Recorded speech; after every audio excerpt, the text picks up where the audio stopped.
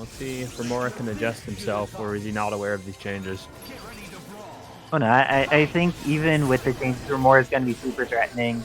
He has good movement. He can mix people. I don't think people will be able to block him reasonably. Oh, but he's not quite aware of some of the hit stun changes. I think potentially. Yeah, there's a drop, but nice reset. But like, if you mix people that hard, it doesn't matter. That was dirty. Like, GoldenNut here is having a rough time trying to deal with this offense. And with that, gets the combo into super. With DHC, this should totally kill. Decided not to DHC, but just keeps mixing. Romora believes that he will just keep getting these hits and has proven this is accurate, mixing up every character like 4 times. Not quite used to the X Factor 1 timing for Moonstone's confirm in that situation. Great movement, though. And zooming around pretty effectively. Let's see what GoldenNut does to try and catch this Moonstone. Getting some shots in, but not converting any of them into super. Ooh, that could have been potentially terrifying. Getting some shots, but now X Factor's done. GoldenNut has a huge mountain to climb. Ooh, and got the overhead. GoldenNut did not advance the guard. With that, it is the end of S.T.A.R.S kill. Romora taking the first game over GoldenNut.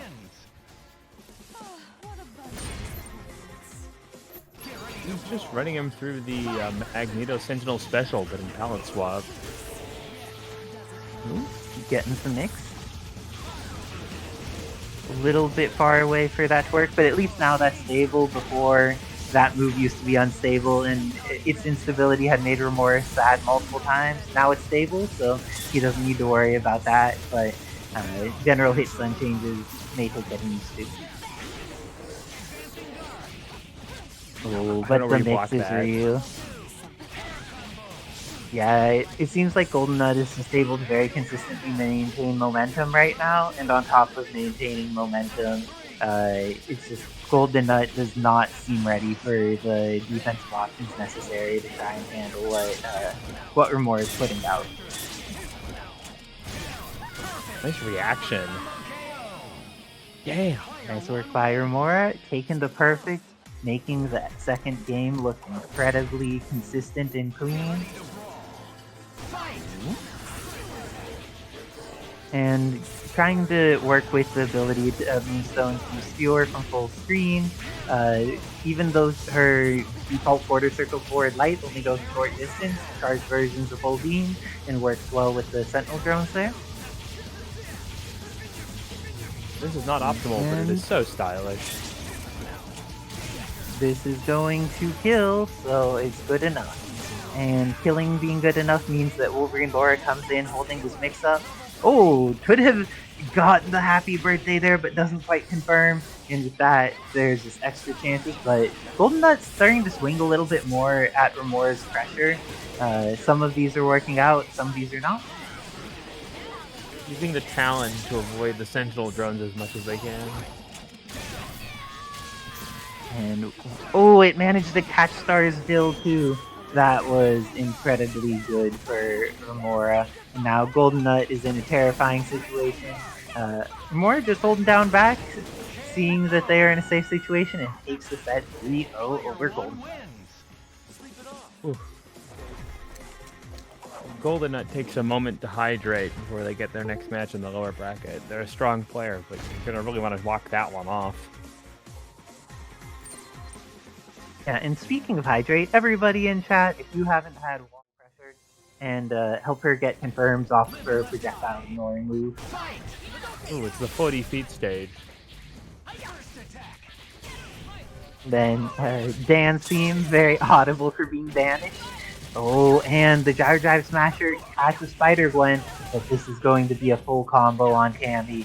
Let's see what Dan's able to do. Spider-Gwen doesn't this won't be available, but oh no, didn't have the confirm. Immediately presses more buttons. It was all American reset. Right, Wizardkin? And if there's a character you're going to do it on, it's Dan, as it's worth mentioning for those who aren't in the know. He gets his taunt cancels from Street Fighter V, meaning that technically anything can be a reset with Dan. Ooh, and with this, doesn't quite get the timing for the S afterwards. This is going to get the hit on Gambit, and with that crumple, Dan's going to be able to... Oh, went for a jump loop or something, but didn't quite get it to work out. Going into Gwen mode, the frame trap with level 3. Always something you need to watch out for when there's level 3 or invulnerability available on a DHC. The CaptainBackpak swinging with this Gambit. This is looking like potentially the end of Spider-Gwen. Definitely the end of Spider-Gwen. Goes into Super. The Super does tons of damage, but Venom has 1 meter, Factor 3 available, and has the kill on Gambit. So now it's an even match between Iceman and Venom, essentially.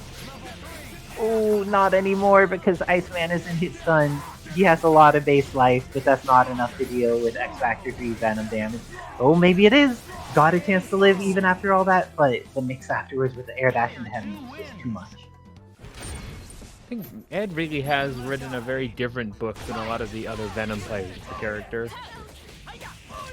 Indeed. Oh, and is doing a lot of the book writing on Dan as well. I feel like both Edsadiet and Renard are the folks we've seen actually like doing stuff with Dan in bracket as opposed to only having him on like casuals or whatever. So it's nice to see that people are exploring and not just like, oh well, this character has joke status stuff, so I'm not going to touch them. Looking into the cool things that they could do. Okay, that's the end of Cammy. Ooh, and that pressure after the Godoken. This is going to be potential damage on Gambit. For CaptainBackpak, Gambit has definitely been the character that got the most done on the first game, but this time it looks like they may not get the opportunity to put in work with him. Gambit's gonna die off, and now it's all up to Iceman. The double Shoryu, Psycho style, teaching Spider-Gwen how she should uppercut. Great breakout on that Godoken. Doesn't have much hit stun. It's just really good because you can cancel after it. Oh, almost had the launch there. Needed to let the 6H rock a little bit more if she wanted to move forward for that. Oh, didn't have the connection there. And now Spider-Gwen goes down. CaptainBackpak has level 3 available, but I think even with level 3, killing Venom's going to be a bit rough. Ooh, but now has a chance, potentially. X-Factor's already been used, but now Iceman is 100% done. Oh no! My percents are wrong. 100 was inaccurate. Everybody retracted, and the statement is retracted and soon redacted because that did not kill, but the Edsadiet follow-up was enough.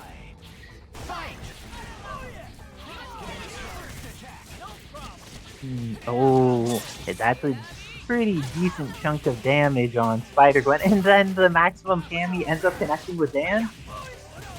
But that Venom thing is this has very consistently been good for Edsadiet. The fast speed of startup and how much horizontal and vertical space it covers is really good. Ooh, late OTG on that one. To pick up. And another good thing about this for Edsadiet is CaptainBackpak had used their meter in order to do that damage to Spider-Gwen, but now she's already recovered half of the damage she took, so that was just like all meter gain. Oh, but now that she's had a hit, she could be in trouble. Spider-Gwen, not the best at confirming off of grounded throws. She really can't outside of the corner, but looks like CaptainBackpak's going to get rid of this character. This is the first time he's had such a substantial advantage going in against Venom here.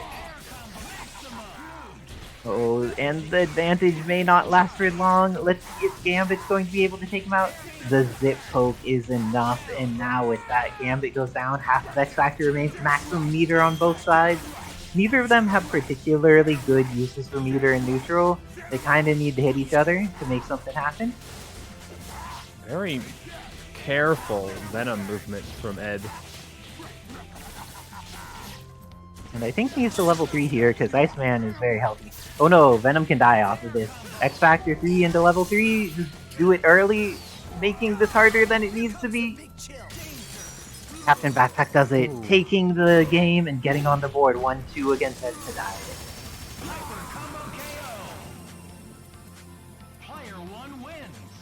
And with that, CaptainBackpak on the board. Things went better, had a 2-character advantage when getting down to Inter Venom was exactly what they needed in order to make progress. Oh, but let's see if Dan has actually been kind of a problem. He's been getting in consistently and has been beating Cammy. Spider-Gwen has been a mixed bag in interaction here.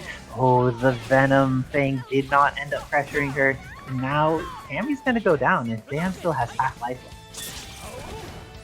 He's gonna set it up. I love this, but just jump in with us.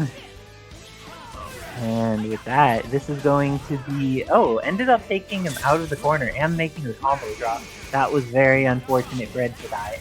Ooh, the last card didn't connect properly and Dan didn't explode. But Spider-Gwen already eats a good quarter of her life, or even more, and Dan immediately gets the hit on Gambit. He's going to be vaporized if he gets touched once more, but even if he doesn't, the amount of chip damage from things like Venom Fang are a ton. that was a how do you feel about Spider-Gwen pressure? How do you feel about Anchor Iceman against this full team? I feel like it's pretty rough, but if he gets a hit... Oh, the drop there definitely helps. Oh no, didn't confirm that their launch hit. That's so unfortunate for CaptainBackpak. And now Spider-Gwen is dead. Okay. This needs the mix on Dan to be relatively quick. That hit but didn't turn into anything. Okay. Venom's kind of in a scary place now. Iceman just needs that one mix-up into level 3. Oh, and doesn't even need it to be a mix-up. Goes in. Didn't end up getting close enough in order to level 3 off of it. And with that, Edsadiet is going to kill off Iceman. And, oh no, Iceman, one more chance. Goes for the raw level 3, but Edsadiet is ready. And goes for a level 3 of their own, but no punishes on either side. These level 3s are so hard to deal with. That did not need to be as close as it was. Yes. And in addition, so Oblivion was asking, does Spider-Gwen get a buff in Gwenom form?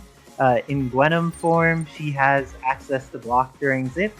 Or no, I think that was actually removed. In Gwenom form, she has 5 hands in their childhood. Is this okay, Wizard Tim?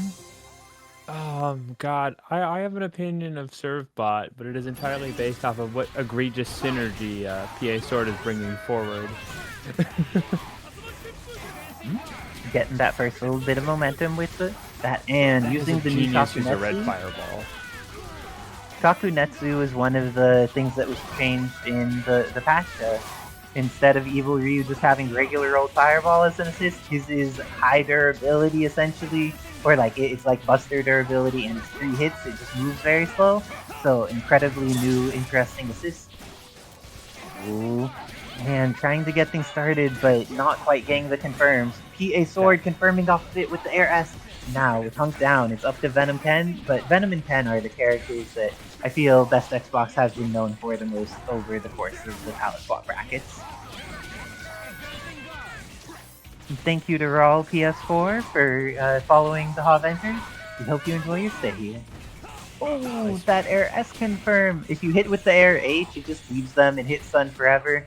Very easy to confirm the situation, press S afterwards, or he actually has specials he could go into now as well. Thank you, Tame Lion. And Tame... Oh, let's go. And Venom here has opportunities, and if Servbot gets hit as an assist, he takes a lot of damage. PA Sword here, though, most of the momentum is all up to Ken, but we have seen this Ken do work before. Let's see, he has the Ken team going, throwing some Hadokens. Though, actually, Hadoken is not that great against Orange Hulk, because he does have access to that. Ooh, nice going with the install, and then going into the DHC. Ooh, this is gonna catch, however, and Evil Ryu takes some damage. Not actually that much. Good stall. Ooh, Servbot bleeding pretty hard there, but it doesn't matter how hard Servbot is bleeding as long as Ken's dead. But Ken is not dead this time. He manages to make it out. For those who don't know, when Evil Ryu has his install, he has an air dash, and he could air dash cancel all of his air specials. He also has speed boost, damage boost. He's pretty wild in that mode.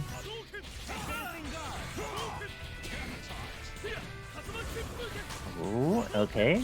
Ken trying to be aggressive. He has 3 meters left. So if he sees the assist, ends up hearing it, goes for the THC, catches both of them, can just do that as soon as Orange Hulk gets back to the ground. But PA PA Sword. Doesn't quite manage to super jump to escape. The Hadouken, the regular one's enough to get it. Let's see if the full screen Ken game is what's really going to work out. Because what's Servbot going to do here?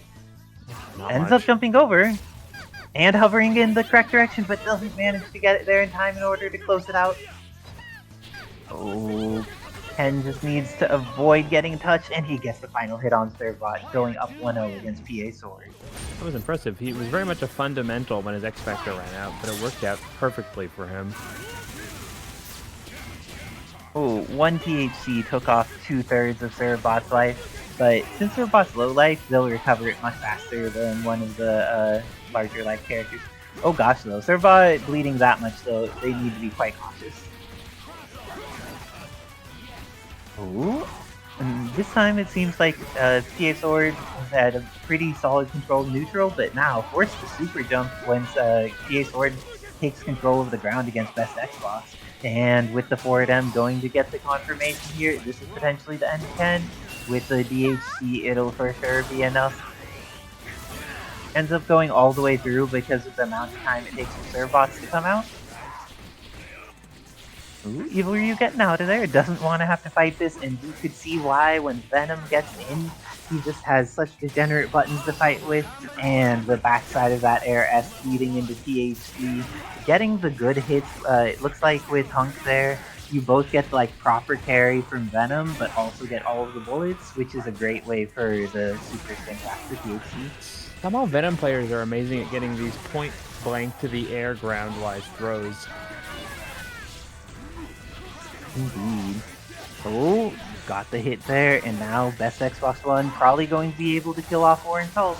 This is looking like the end of the character. Ends up using THC just to make sure. Looks like they probably could have spent 1 meter, but has no fear that Servbot's actually going to be a problem. Oh, Servbot X Factor has 3 meters available.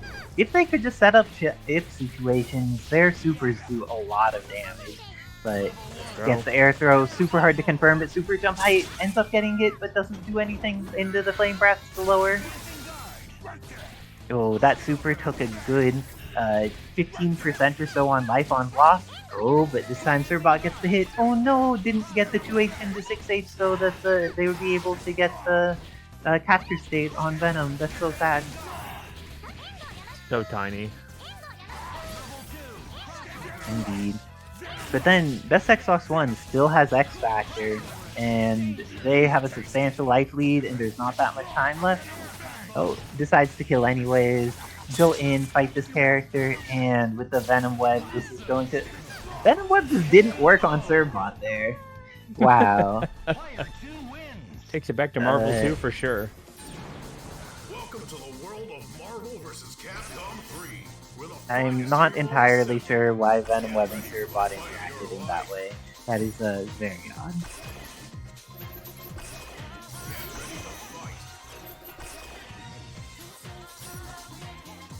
Let's see. Team is adjusted now to put S.T.A.R.S Wesker in the back. How do you feel about getting that triple gun assist paired with a character that has some more zoning capabilities? It's more about Orange Hulk, I think. He needs an assist that's just a little bit faster. Xbox is on reaction, punishing. And if you don't have an assist, the lack of armor on Orange Hulk means you can't really get in. Oh, got that Air S and is going to confirm damage on Hunk. Oh my gosh, look at Hunk's life. Best Xbox needs to be very cautious about how he summons that assist now. Oh, still summoning Hunk. Lucky for him, the Servbot assist doesn't do very much damage, but needs to be cautious about how he summons his friend here. Oh no, Hunk is done! He didn't even never get a chance to touch the screen, just died. What a call out.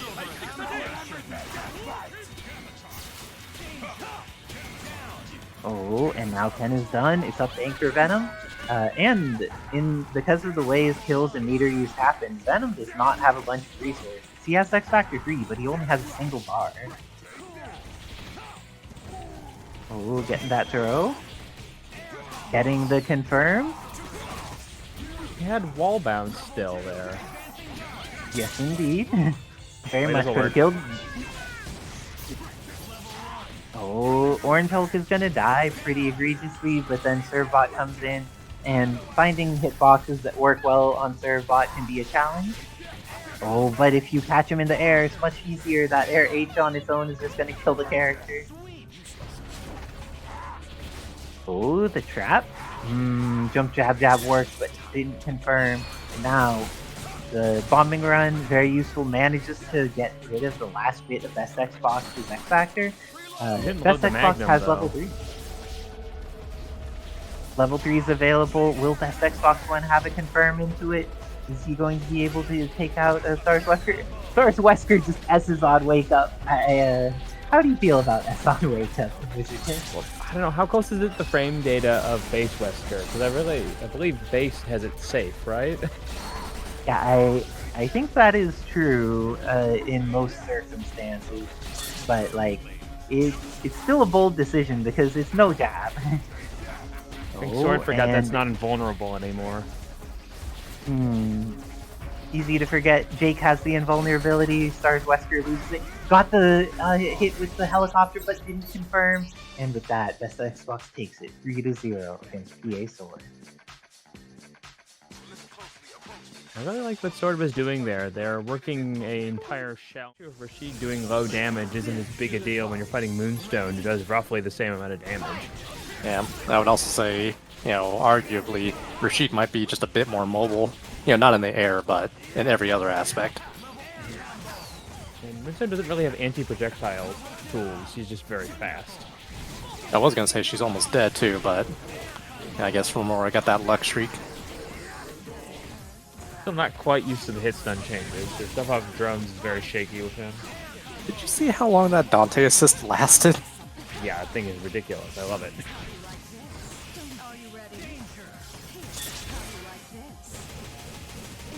Yeah, kill that's in the end. definitely dead.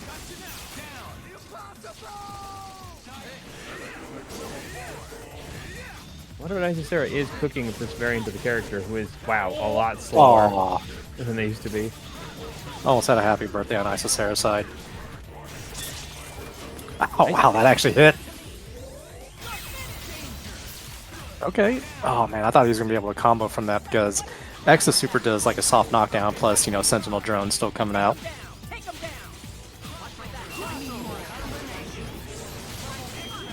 The Isicera's, yeah, in blade mode right now, so no buster available.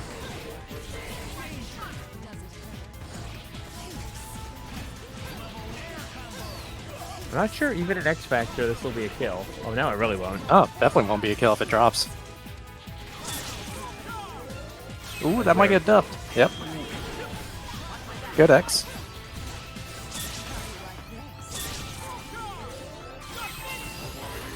Ooh, I don't know who's gonna win out here. Yeah, let's just call it a Always trade. drones. Yeah, true. Does anything actually kill drones? I don't think I so. don't believe so. Like, I know some supers can just go right through it, like, you know, Cap's charging star, but... We're used to the blade-only route there. Yep. Yeah, robot on robot violence. Ooh, good block. Yeah, guys, honestly, this is a really good match. And any other day, this would be easily winners, losers, or hell, even grand finals. So, we got it early. And it's also true what Fruity said. Romora hasn't played Palace Swap in quite a while, but I don't think he's forgotten how to play it. Outside of maybe X, Isicera is about the same practice time as he does for characters, considering she picks a new one every week. Adjustment. Ooh, some possibly good Palace Swap news, but I'll announce that after this match.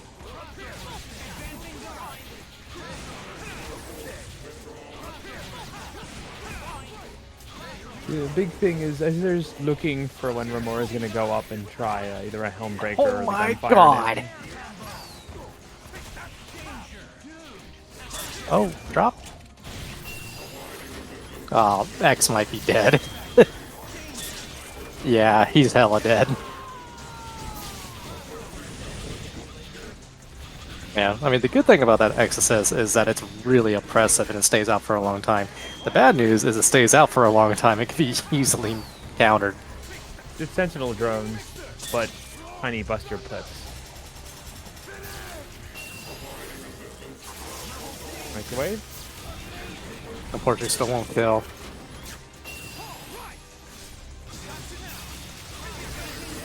Okay. Gets out of there fairly easy.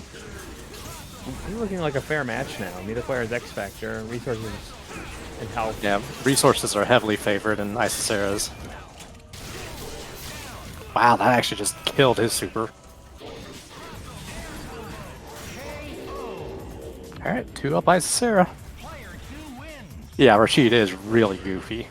The instant overhead.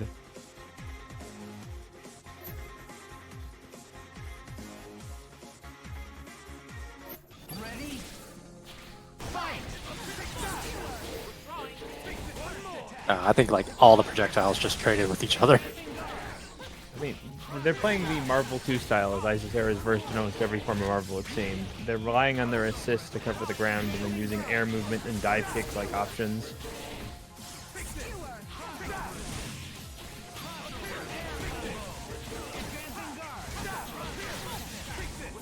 Isicera's sandwich mix-ups are getting a lot tighter as the set goes on. Yeah, but you can see also Romora kind of like adapting mid-match. Evo champ strat. You don't accidentally win an Evo. Even if it's a side game, it's, you know, it's a side game at Evo. Okay, he sets up the install. A little bit of a risk there, but Isicera almost managed to make it pull off. Still have a lot of HP on Sentinel though, so I don't think Romora can find a kill here. I think the only way we could ever have a tournament that streams all of his matches if we only have like 8 or less people sign up. That hell, someone even brings at the Starlink internet spot.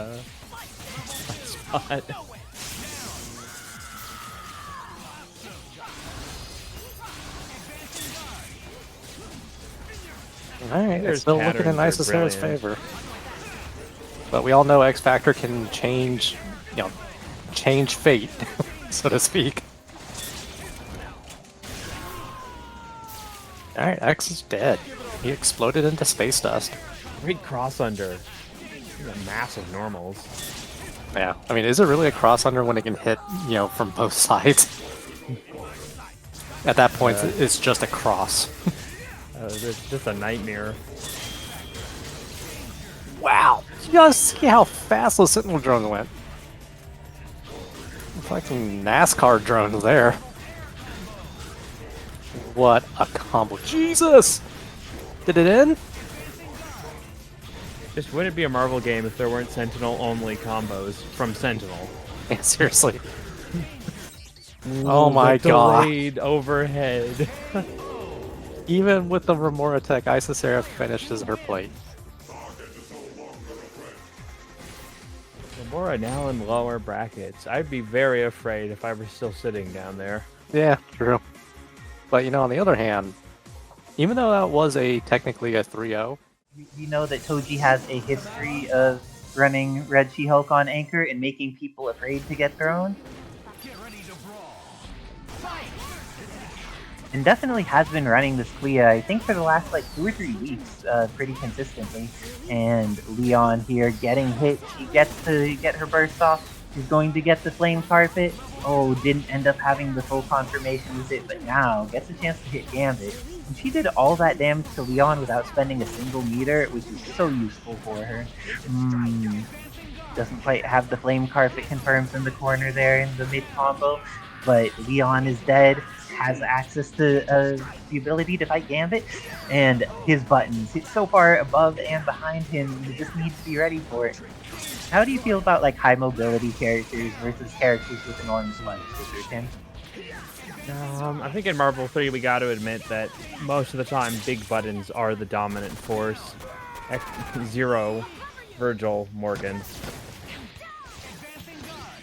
Morgan's buttons are definitely disjointed, but I wouldn't say that they're big. They just don't have hurt boxes and are fast. And have every other good property you want out of them. Oh, but those side shots have been doing work. Toji making sure that's the end of the work they do. Oh, it's not!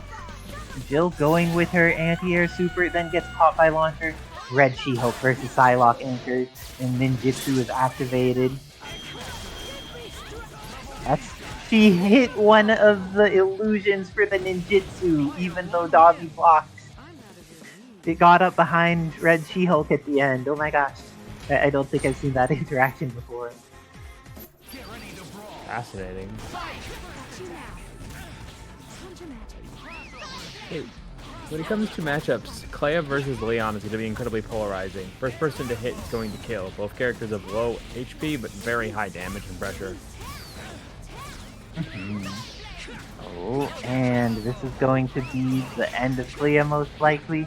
Has access to 2 meters, did not get it, and now Toji gets more chances to play this fast and furious character. Going to get Leon with the midstream loop, probably doesn't even need a meter. This is looking really good for Toji. But Dobbilicious' use of Gambit's buttons to avoid the more high movement of Clea has been quite good, but it's just been killer once Toji gets the opportunity to play. Oh, S.T.A.R.S still taking a couple more hits and manages to get the shockwave off to clear off a decent portion of her life. This is looking scary for S.T.A.R.S still. But Red She-Hulk managed to clear things out last time and won't even need this. It's just going to be She-Hulk into bomb, gets to launch afterwards, and decides to just spend 1 more meter to make it safe. Now X-Factor could easily lead into a dead Psylocke. Oh, Psylocke lives, has X activated, gets the teleport into the punish for the kill. Now Red She-Hulk needs the belly flop on incoming. And the Wake Up S did not confirm into anything for Dobbilicious. We are having some swinging going on, but neither of them are quite confirming until Toji takes out Psylocke with that final hit. How do you feel about these scrambly but powerful matches going on, Wizardkin? It's the best of Marvel, though. I'd really like to see a concrete combo. Concrete combos can be pretty rough. Ooh, Strider again.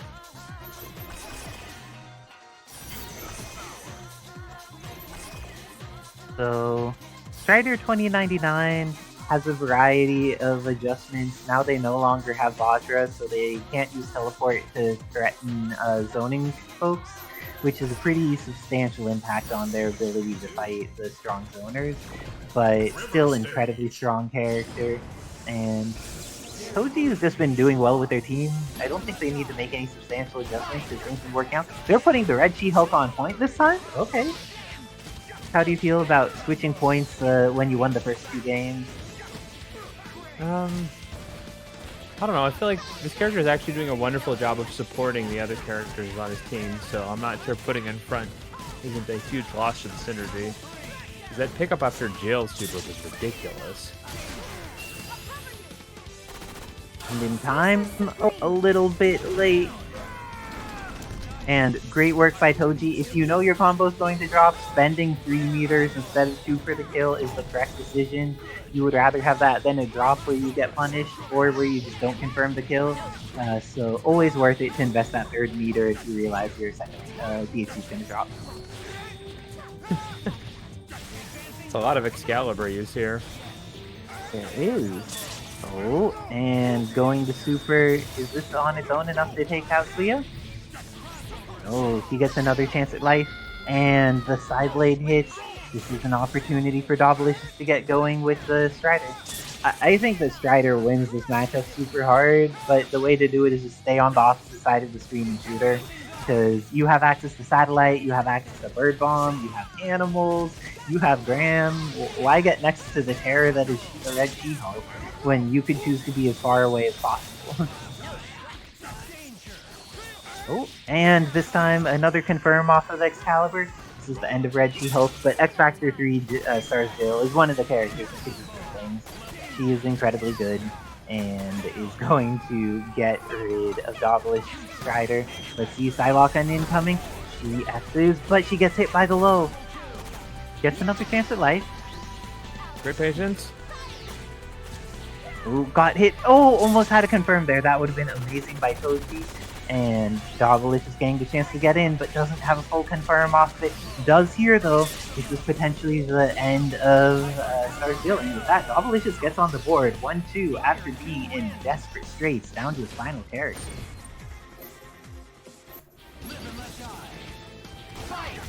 Get back to starting with Clea. Oh, and this looks like it was rewarded for a bit, but then gets caught by Gambit. Oh no, Gambit, his quarter circle back M can hop over some of the short, skinny characters, and that was what we saw there. Ooh, is this timed right? Not quite, but is still going to be enough to kill off Gambit. Oh no, Gambit touches the ground and brings in Strider 2099. Saving characters, when you're not too difficultly punished for it, is incredibly valuable in this game, and it looks like Strider is going to be done. Oh, Strider's not done. Gets a hit on Jill even. This is looking good for Dobbilicious. Has 3 meters available, but doesn't get a full confirm off of it. And Excalibur's right into the grenades. If you're too high above her, the grenades actually spawn much earlier than you would expect, and then they just travel downwards from the sky. So if you're trying to zoom around above her head, it's really easy to get hit by grenades when she does stuff like that. Oh, okay. Clea at almost full life though, has the opportunity to get the hit here. Gambit dies. It's down to Psylocke, but we have seen her do it this previous game. Is she going to be able to kill off this Clea to get it started? Or is it just going to be a Clea past here? Has access to X Factor. OTG's on deck. OTG not quite confirming into S in the situations that Toji wants it. And Dobbilicious missing their dash, getting a stand heavy instead. This is tragic. Sometimes your interaction with Parsec is just not working out, and you get a heavy instead of a dash. But let's see. Toji managed to get rid of the entirety of that ninjutsu time, however.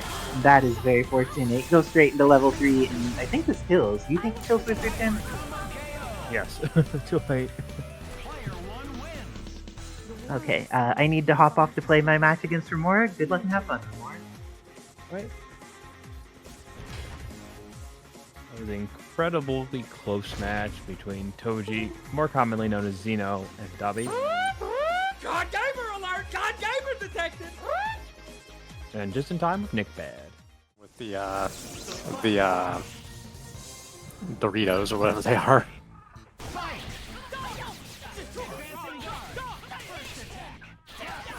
This is definitely one of the scarier mirror matches because Dan suffers from stubbier limbs on some of his hits, but if you're fighting yourself, anything can be a reset, anything can be a combo. Yeah, if anyone asks how Marvel's doing in 2024, just show them a picture of 2 Dans fighting each other. Ow, finds a hole in that fire grenade pressure.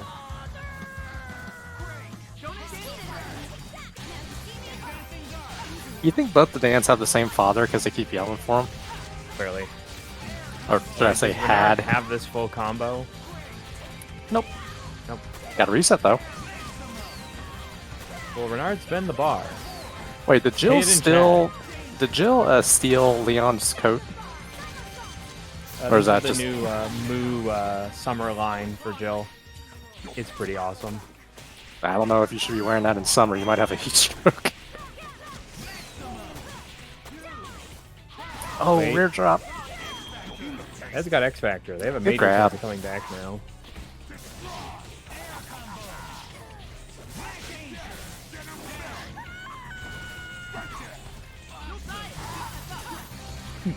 His name is not Daniel Hibiscus. I'd It's drink the that as BT. a tea, though, if you want to make me some. Yeah, like, oh my god, what is the, what is that bar that a lot of the SoCal tournaments have been in? The one that you host, Kevin. Yeah, Riverside. That should be a drink over at Riverside, like a Long Island tea called Daniel Hibiscus. Wow, get the hits. Dan can do an exceedingly high amount of damage on assists because it scales hard on normal targets, but the assist scaling Long combos. I'm confident there's a meterless route to kill assist with Dan.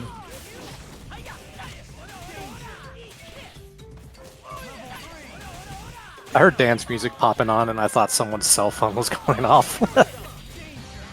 It's been a while since I've actually heard it. My favorite version is the one from the Cap Jams band, but Renard's X is just looking more and more polished. The throw. Oh.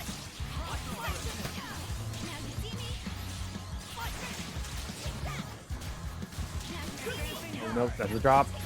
Yeah, it really, yeah, definitely has a Crash Bandicoot feel to it.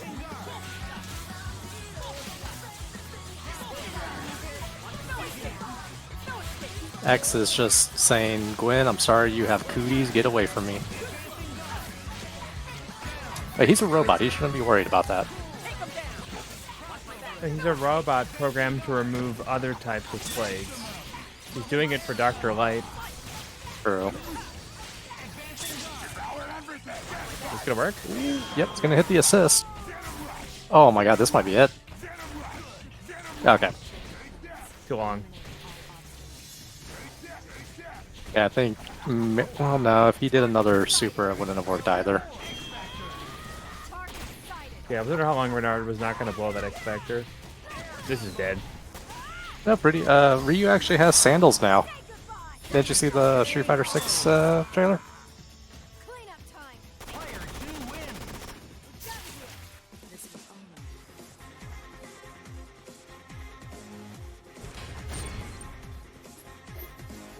Alright, oh, going back to character select. I wonder what Ed will adjust to. He might be taking a breather, or you may not like Dan. Spider-Gwen in the front.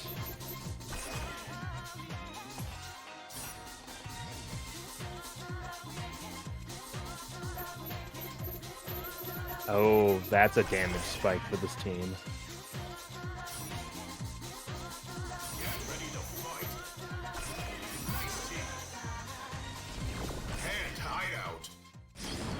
Yeah, bring in Thanos ensures that for some of Renard's lower HP, sort of stinging B characters, you kill them on the first swat.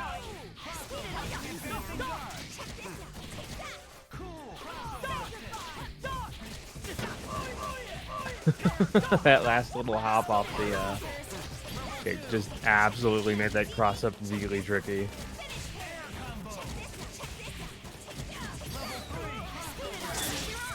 Okay, keeps it easy. Nice one. Don't endanger yourself. Right. I see, he switched from the red Dorito to the Cool Ranch Dorito. Those are the two colors I'm going to call these skins, I'm sorry. I know probably a lot of work went into them by probably like Moo or Xeno. Just enough. Okay, this damage pickup is definitely working in Ed's favor.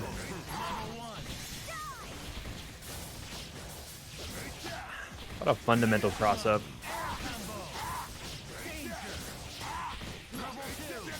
Here we go. Gets the safety bar just in case one isn't enough, which it will be.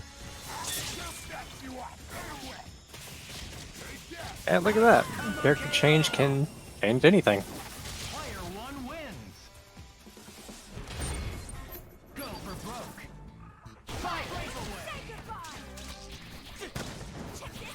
Good. Sees the flame grenade, does not want to be there. Strong responses always help. Okay. How much more can he get off the OTG here is the real question. Just when we're launched. Doesn't set anything up. I thought he might Yeah, it just goes for a reset. I don't think, well, I don't know. Could Dan into X kill from an OTG at that point? I was gonna think you can set up the slow fireball super into X pressure. That's true.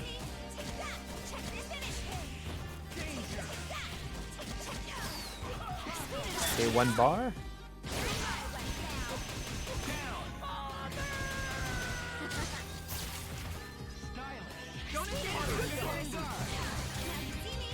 He still has access to the Venom assist for pressure here. Gets the pick up.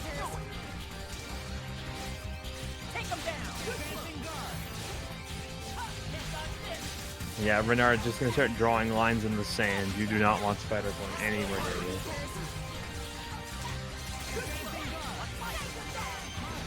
Yeah, we got the flame grenade, Thanos.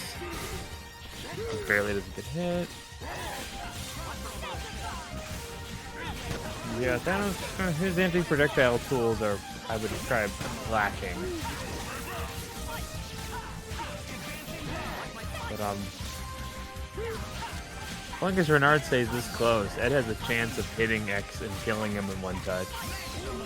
But this aggression's paying off.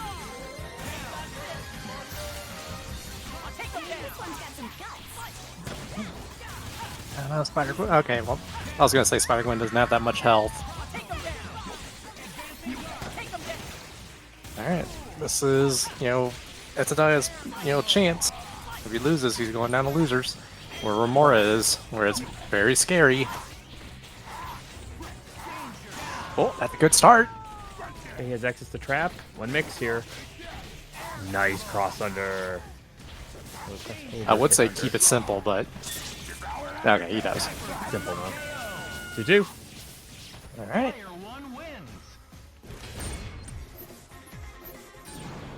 Welcome to the world of Marvel Okay, vs. is Capcom. Renard swapping something? Finest heroes assemble. Get ready for the fight of your life. Guess he isn't the chosen Dan this week. I mean, you still got 2 games with Dan. I mean, that itself is impressive, seeing how it's, Dan and how new the character is.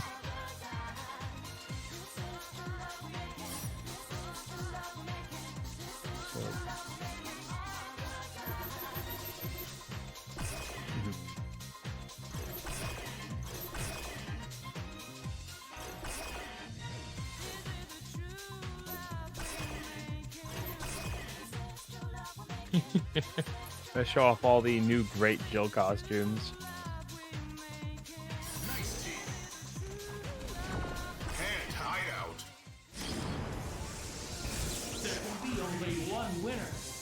I mean, I get why they put Resident Evil 5 Jill in this game, but it does feel like we regained something we were missing when we got base Jill added to the roster. True. She just fits so well.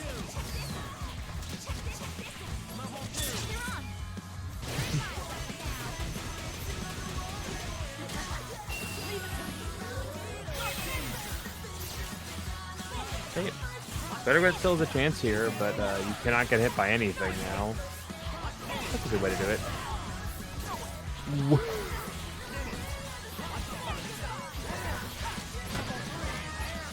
Nice try for the overhead hit, but this character is microscopic, so that's why I just ducked everything. True. Thanos is also a beefy boy, so it's going to take a lot of meter to kill him. Oh, this... Okay. Almost got a happy birthday.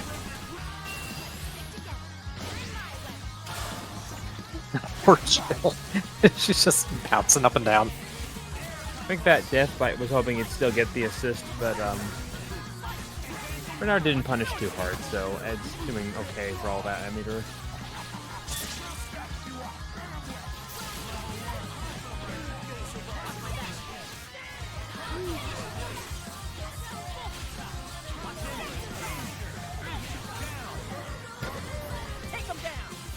Fundamental pressure and decent photons is all it takes to kill Thanos, and now Venom's going to have to put in a lot of work here. Looks like he will, too. Well, if everything goes well, this should be a dead X. Nope, never mind. Commentator's curse. God, molding shot hits above his head so well. Thank you, Fetus, for giving a sub to Blue Shub. Blue's Hub. This one's got some for me.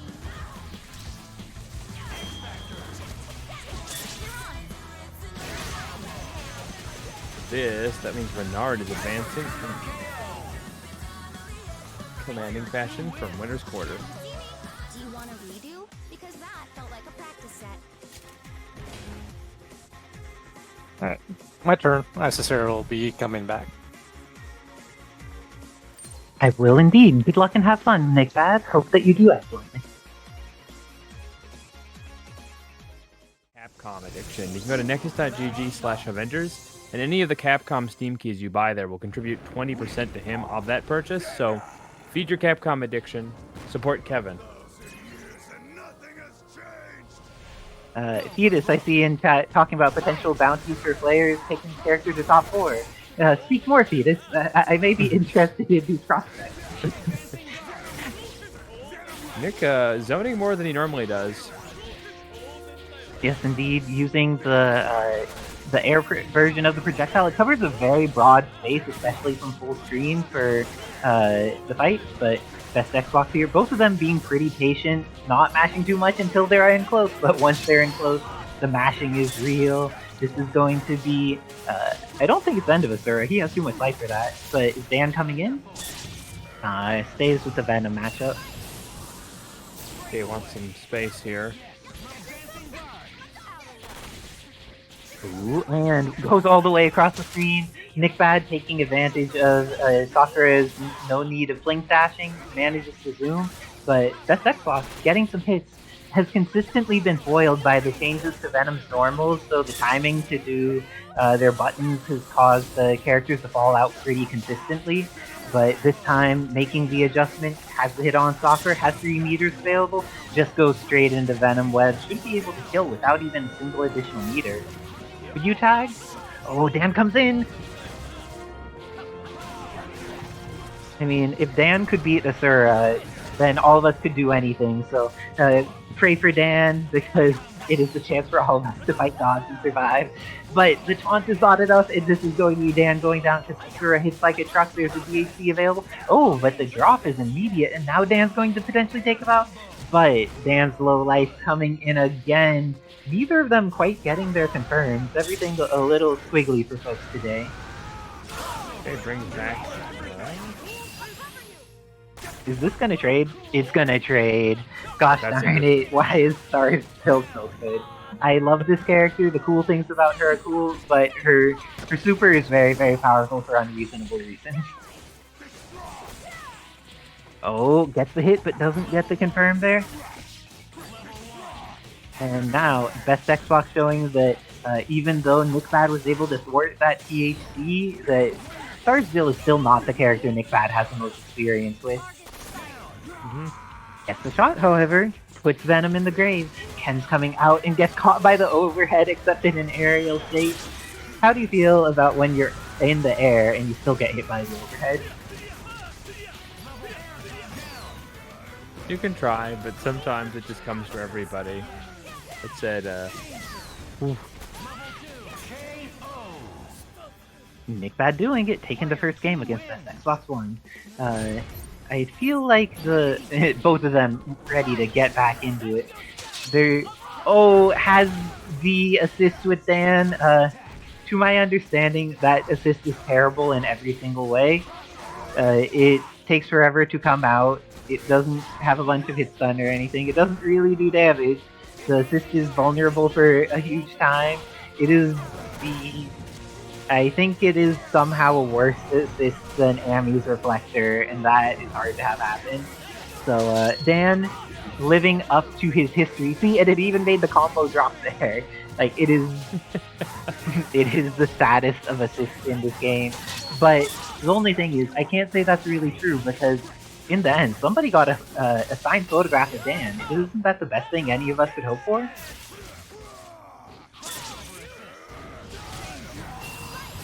Ow.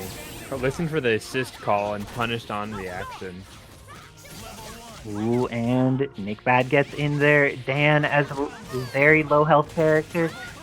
In this game, I believe he's the exact same squishiness as Akuma, right? He's 750? I think it's getting changed, but currently it is. Oh, managed to get over the top and gets the punish on Sakura. Let's see, knockdown, has access to OTG, but instead sets up with the Venom trap. We're seeing much less of the movement tools from Dan with best Xbox than we were in the Renard and Edsadiet matchup. But Sakura here going to kill off Venom, making Dan lose a good chunk of his health. Now it's going to be back to the fraction of Dan hitting Asura immediately. Always good. Cross under, throw fireball. What a great way to protect your assist. Yeah, Dan is a very squishy man right now, and he is done, but Ken goes for that THC, only has one more meter to guess with that to see if they could punish an assist or something. So best Xbox One X Factors, and then still gets caught by the armor from Focus. NickBad making sure to use that Focus while he has it, because that move's gonna go away. And now, with the punch, he finishes off Ken. And NickBad goes up 2-0 against Best Xbox, who has won brackets multiple times before. So nice work to NickBad. Let's see if Best Xbox can make any adjustment to make this work. Dan, with his not so amazing photograph, signed photograph, sorry, the signed photograph of this is maybe not quite cutting it. Let's see what Xbox is doing here. He's recognized that Nick's team can be zoned out, so he's pushing for that. Going with the Cyclops. Definitely has different tools than Dan.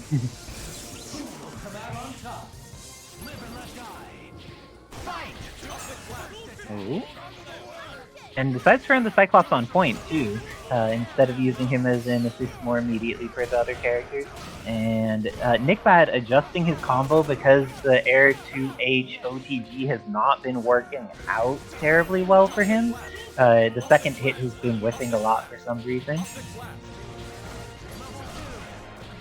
Oh, hit with the low, but didn't get the follow-up afterwards. And now, meter has been accidentally spent by Best Xbox One, and we know how much they like to prioritize using the THC, so it really hurts them whenever they get one of those losses. Ooh, punches Ken in the face. Then keeps it safe with the Zonku Hadokens, doesn't overcommit to anything. Ooh, nice hit there. And catches Ken. NickBad just in full control here, catching Cyclops and getting rid of his meter, and now Ken loses much his life to the red. This is looking so good for NickBad and so hard for Best Xbox One.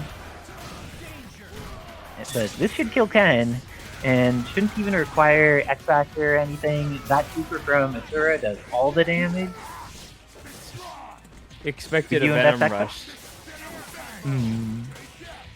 X Factor, please, Best Xbox. Okay, gives Asura another chance to play. I do not like when the man with the bionic armor is able to play, and this is looking pretty scary. Asura is going to die, but X Factor 3 Venom, we saw a lot of value for Edsadiet with this character. Do you think Best Xbox will be able to do the same in this matchup? He's one of the original Venom players. I think his proficiency of the traps, the mixes. Once you give him X Factor, he can do a lot with it. Oh, got the hit. And the confirm. Oh no, but didn't quite get the hit there, and now Sakura gets to get back to full screen. X's to try and avoid those guns, and doesn't quite get to live anyways. This is looking like the end of Venom. Goes into beam and kills him off. NickBad taking it 3-0 over Best Xbox. With the custom Sakura color, you can see, like right now, you know NickBad was playing, because you see that 3-win, but also you see the drawstring on her hoodie in the graphic right there with NickBad's name on it in the custom color scheme. Gets covered up when the results things come up, but NickBad with the custom Sakura. Goth Girls, the first one to know who the actual character said this quote is, and got it on their first try. Wow, look at that. But you don't need to get things on your first try. That's why we have double elimination brackets. Sometimes you get blown up into winner's side, but then you have an extra chance to play, figure out what you're going to do. And we see Best Xbox One just applying the pressure. You're mixing so hard against GoldenNut. I so want to see this character, Laura, do well. She has a lot of the traits I love about X23 and a lot of the traits I love about Wolverine. I think she's a very fun and engaging character to pick up, but no one's quite found the BFF with her like they do with Wolvie Akuma. I mean, Tatsu's pretty great for her, I'm not gonna lie. If she just uses the same Wolverine tech, she could do great things, but she has additional things she could use on top of it. I think she's particularly good with X Triple Buster, controls the ground plane very well for her. Oh, but she's not going to get a chance to play here. Best Xbox One has just been consistently getting the advantage on GoldenNut, and GoldenNut hasn't been able to get started in neutral. Oh, got some gunshots there. And for those who don't know, all of Jill's ground specials can be cancelled into her stance. so she doesn't really need to have recovery on any of them as long as your execution and thinking is enough to make the right decisions at the right time. Oh, got the hit with Venom, but then didn't confirm it. The second hit, however, does, and is going to dash back and forward until seeing He did that for GoldenNut timing. parry. Oh, that was a frame kill? Make sure that there's the correct amount of collapse.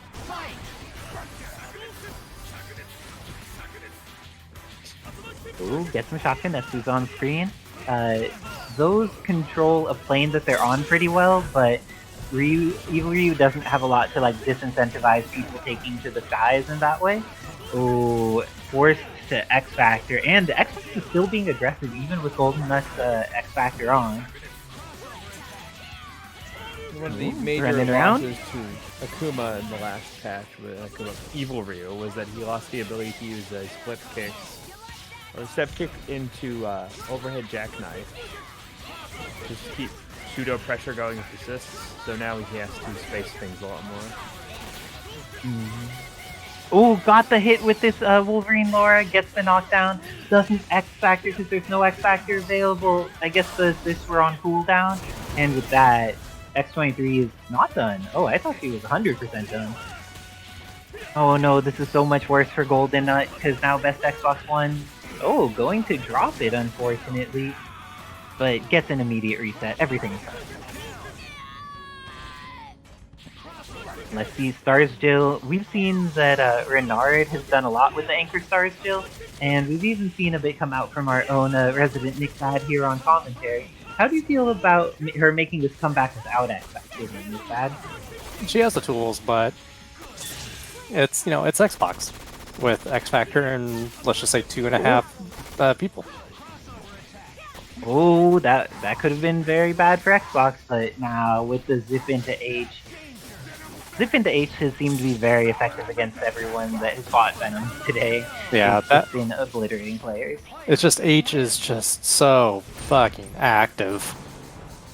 It's active and it's a circle, and he could do it while moving quickly. It is pretty ridiculous. Yeah, but US agent. yeah, GoldenNut plays this dude all the time. Yes, GoldenNut has some of the double jump combos set up for US Agent. When they get the opportunity to get in and start pressuring, they have access to the roll into overhead. Metro City. Ooh, okay. Let's see if the US Agent will be enough though, because will it be too little too late? I think that against best Xbox team composition, US Agent's actually pretty fine. He could get in against folks who have these types of tools, especially just dashing in after his assist, getting that pressure but not turning it into a combo. Things turned out a little too scrambly, and the changes to Ken's OTG have really been hitting best Xbox One. Oh? Using some loops there with the jump, GoldenNut making US Agent look very pleasing to fight with. Kills off Ken. It looks like this was a good decision by him. Already got more value out of the character.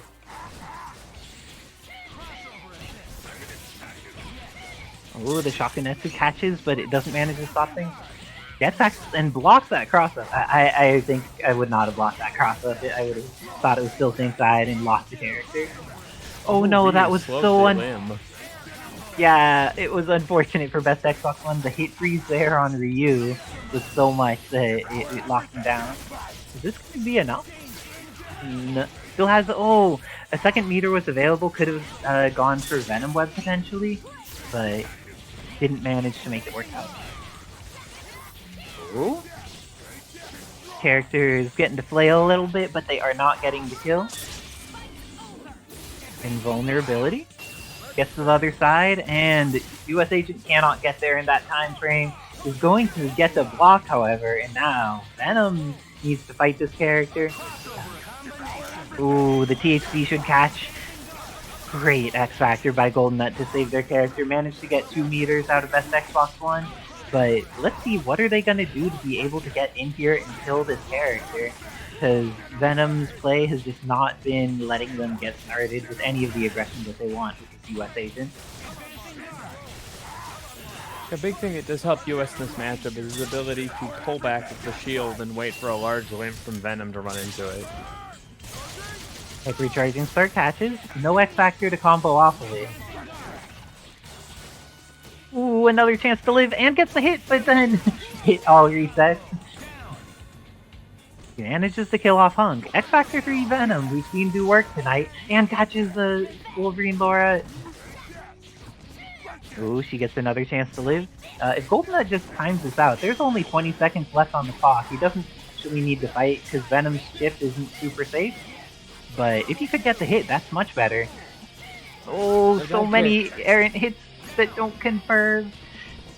If GoldenNut just like dodges for 12 seconds, they're okay. But if you toss it into the trap, you're going to die. And with that, Xbox takes the lead and kills off Evil Reed, taking it 3-0 over GoldenNut. See you next week, GoldenNut. Great performance. Indeed. Did folks manage to collect Edsadiet and find where they were for our upcoming match? It has interesting properties. I remember the week I played him, I was sad that all of them get eaten by the round harvest from BMC1 Dante. But, oh my gosh, Edsadiet with a cheat team, looks like in the learner side of the bracket, none of the stand stuff is happening. Going with more of the like main chicken stuff. And this is Charlie immediately getting hit and losing most of his life, but I don't know if this is gonna be, it'll be enough to kill actually. Cyclops, tons of damage, it for CHC gets rid of Charlie, and now Iceman coming in. Often when you see Cyclops do the optic bullet into full screen gene slice, they didn't get their half circle and only did a quarter circle, so they got DP out of their motion instead. So, it happens to the best of us. It hits Edsadiet, but RexEffects by Iceman here. Plenty of meter, but seems to be struggling to deal with Edsadiet's basic winning game. Oh, and now Gambit's coming in with only a third of X Factor remaining, and needs to fight off against his full team. But Edsadiet keeping the pressure on, deciding to press buttons in RexEffects' face while this X Factor's running out, and now X Factor's down to nothing. What's represented with the way Ed plays Cyclops is he knows when and where to use the optic sweep. It's very punishable in a lot of cases, but just such a strong tool to scare people with. Very nice H from the opposite side, but didn't quite get the confirm off of it they wanted.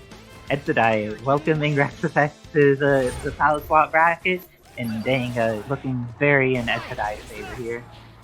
We did see RexEffects do a very intensely damaging for Charlie combo in button check. Let's see if they get the chance to actually like do this in match when Edsadiet's moving around and fighting back.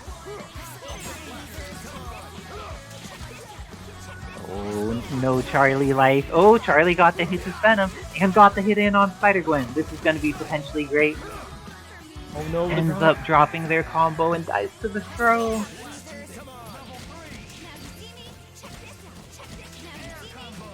Oh, and that Spider-Gwen corner carry going corner to corner with this.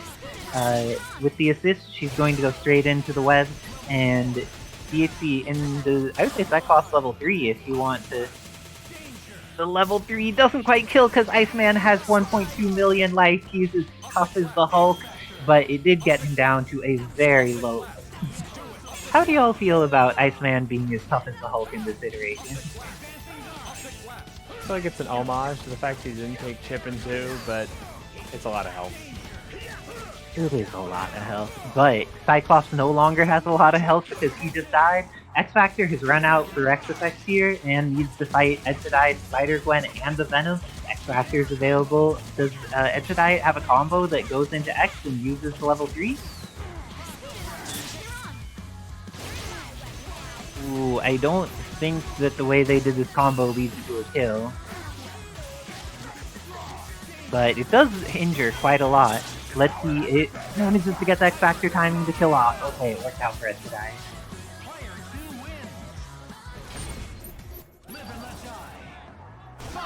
Okay, one last chance for Charlie here. We'll see if, oh, okay, we get to sync to Charlie.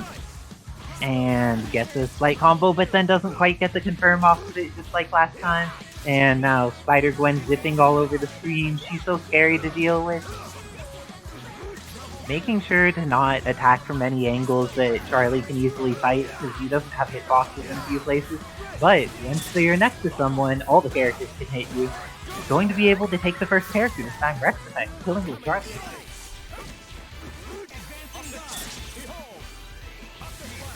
Ooh. And the blocks in the air, and with the DHC, Charlie can potentially punish. Didn't get the timing, and because of that, going to lose the character. Edsadiet has the potential to build a decent amount of meter, and this is probably still going to need to spend one. Maybe not though. Has the bounce available, and with that, manages to have 2 meters available to try and fight Iceman and all that healthy stuff. Went for the stagger there.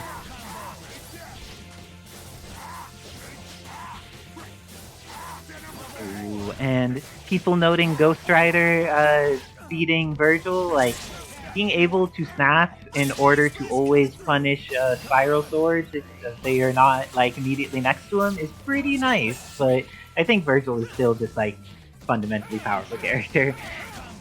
Oh, but another powerful character, Cyclops getting this confirm on Iceman. Things are looking very good for Edsadiet. Ends up just hitting with the stand medium there. Bulldog.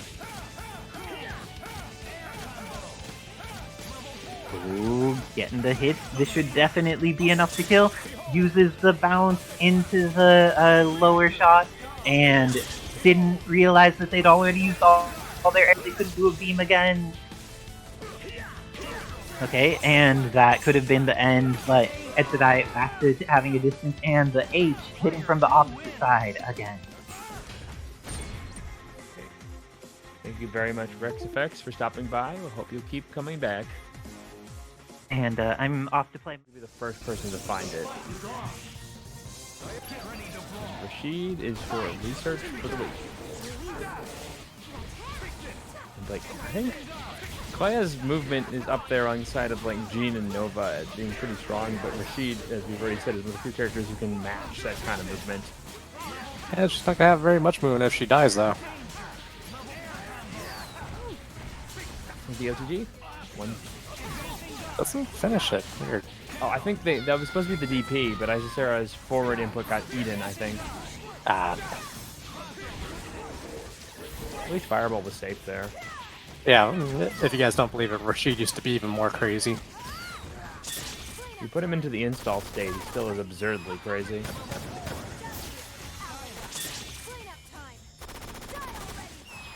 And if I remember correctly, on Lythero's latest Marvel video, I think Xeno was in it playing Rashid. Quite a while ago. Okay, this is not going to be a kill, so it's up to Xeno to just build as much bar as possible. Not even that much bar, okay.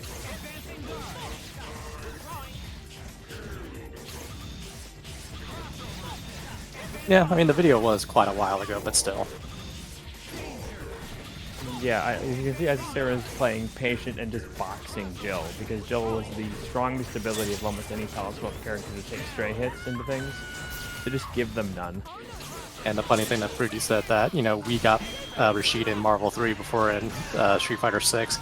The other funny thing is, unless it's released very soon, we almost got Ed in here before Street Fighter 6 got Ed. And also, did you see that? I was more concerned about why the cameraman got drunk when, you know, Red She-Hulk won.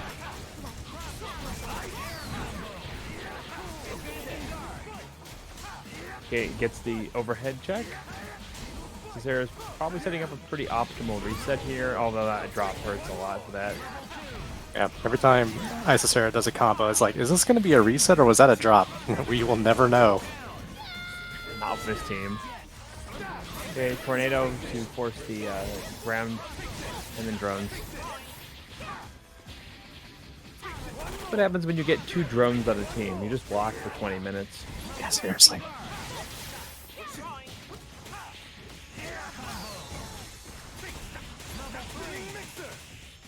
Spinning mixer. Aw.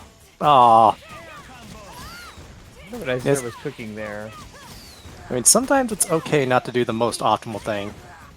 If you could do one less DP, but still get the super going and kill the character, you never know, it might be worth it.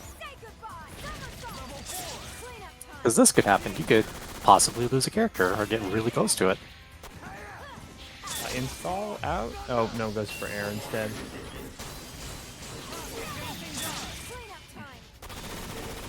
Going after X. X First got trying. bullets.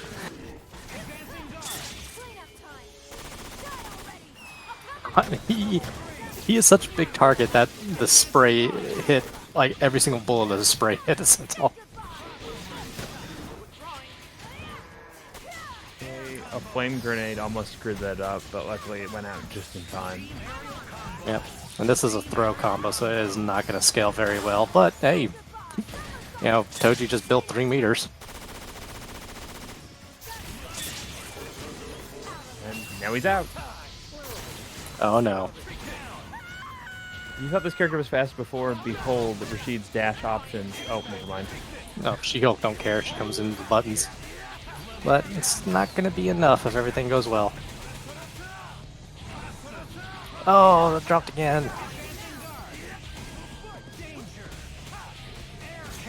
What are the chances? Okay, I was going to say, what are the chances Isicera jumps again? Isicera is high on the opinion that Rashid wins this matchup because the tornado just makes it so hard for Red She-Hulk to advance. I mean, if your character has a projectile, there's a pretty good chance that you can beat She-Hulk. But, you know, if she gets in, it's, you know, game over.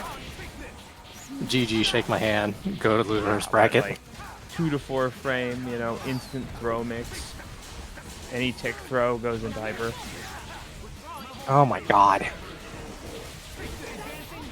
Oh, she managed to steal out of the corner in like a moment's notice there. And Fight Yeah. is fast, so she's not airborne very long. Yeah, Jill gets hit too hard with the Nerf bat whenever that happens. X might be a good replacement for a projectile assist. I can't believe that hit. Guys, they're just staggering here. Not even like heavy damage, just very tight staggering.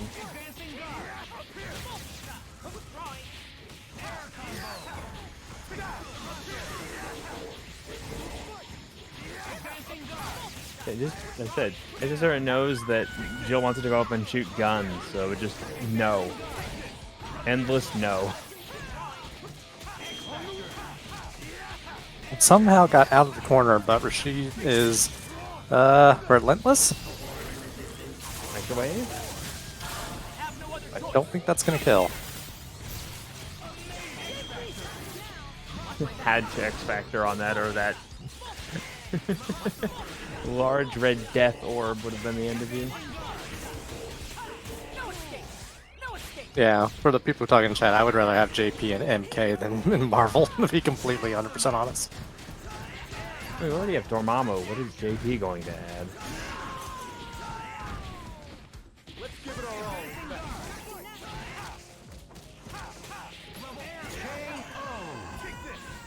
That Think felt of like all a the cool Magneto costumes button. you can make for JP in this game. Could literally make a pimp named Silkback and be pretty accurate.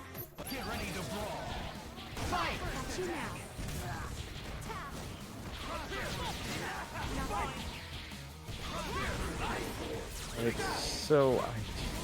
Chino's going to just completely adjust Isicera, waiting him out every time. He's habitually jumping backwards with some of his characters, and Isicera's just waiting for him to do it and then dropping the trap. That sounds terrifying, Moo. Legitimately does. I like this idea. Okay, this time it worked. Alright, one last mix option. Like a fake cross under there. That was half of itself. Oh, nice. This might be it for Toji, or Xeno. Remember, he's in winners, so... That's true. Uh-oh. Uh-oh. Oh, Sentinel's getting a hug. There's no way you're avoiding that when you're that damn big. We get Dragon install? Dragon install? Aww. Never gonna happen. I mean, I'll be equally honest, it's been a while since I've seen anyone do Dragon install. But you know what I see every week? Isicera moving on. I guarantee someone's going to figure out a way to do an unblockable with Dragon install, and no one's ever going to perform it in tournament. You know, Wizard Tim? Indeed it is. And now we're going to see which pair of homework is going to pull off more, because I think Renard's got NickBad beaten on the drill department. Definitely. That is one where I expect things to go in Renard's favor, but we'll see if it gets to that. And these characters, there's so much slipperiness from Spider-Gwen. She's just so tiny and fast and zooms around the screen and has terrifying hitboxes. Renard's showing his expertise with her. Not gonna kill Asura here, but ooh, gets him to Bionic Arm out, but there's no DHC into Sakura. I have to assume that he wanted to go into the Sunburn there. Do you think there's a reason he protected himself from UV radiation?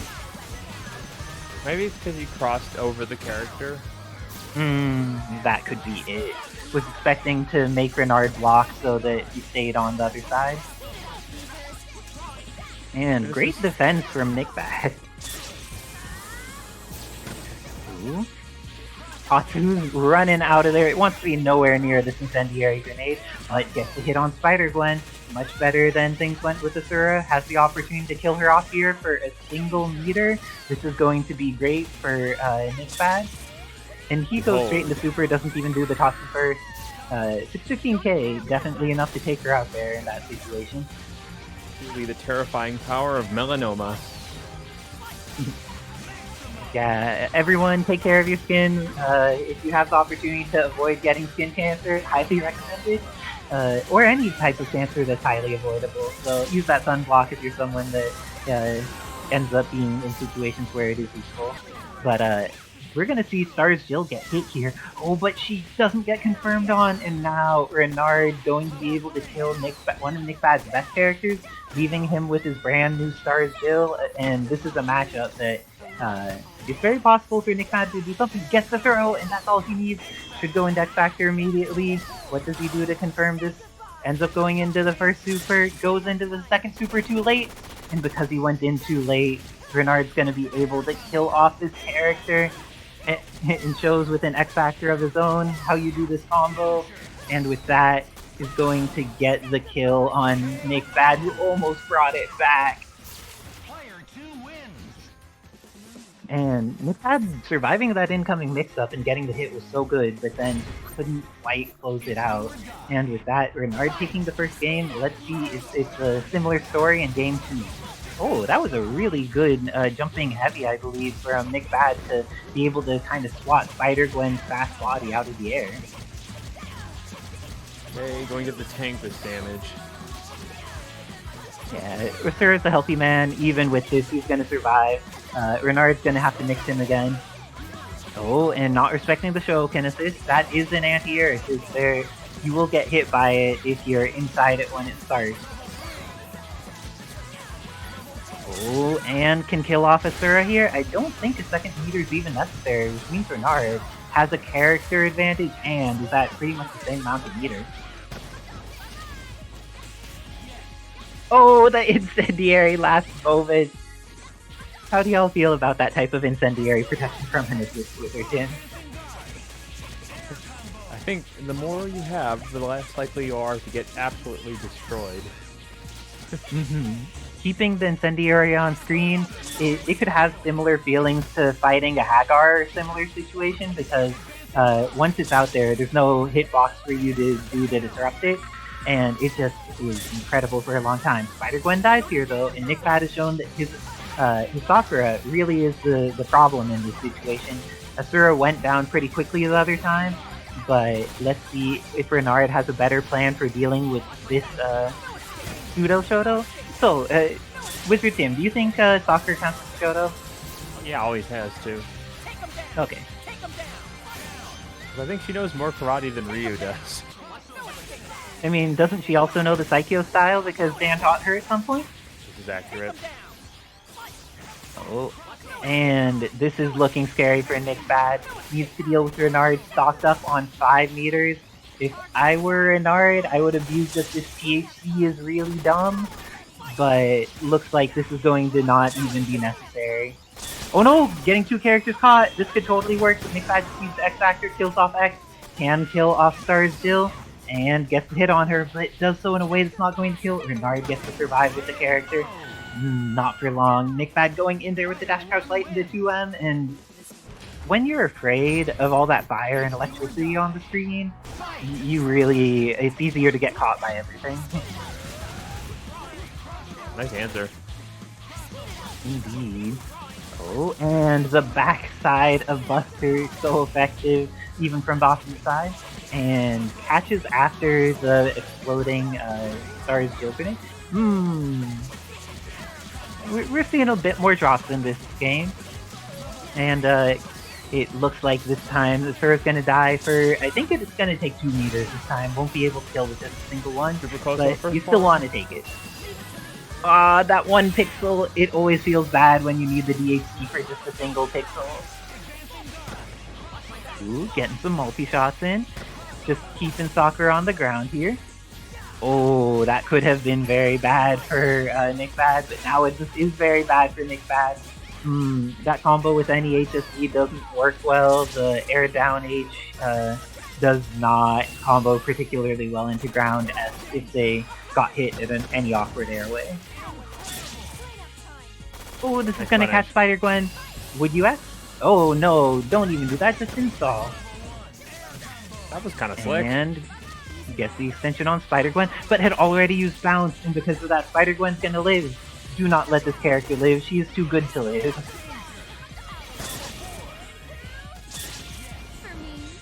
Oh, was able to both catch to interrupt the super, and then NickBad stayed on the ground getting caught by the command throw, and blocking the incendiary well.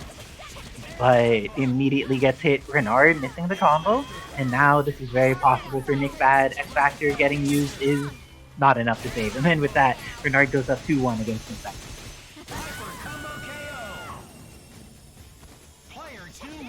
Okay, one last chance. Nick gonna swap his anchor or his point? Nope. Not immediately right back into it. Feels that all of these are good decisions here. Oh no, oh no, oh no. Oh geez, that was like, isn't Asura a cinematic game? Oh, I think the server just tapped out. That, something just closed on our end. I don't actually know if the stream can hear us.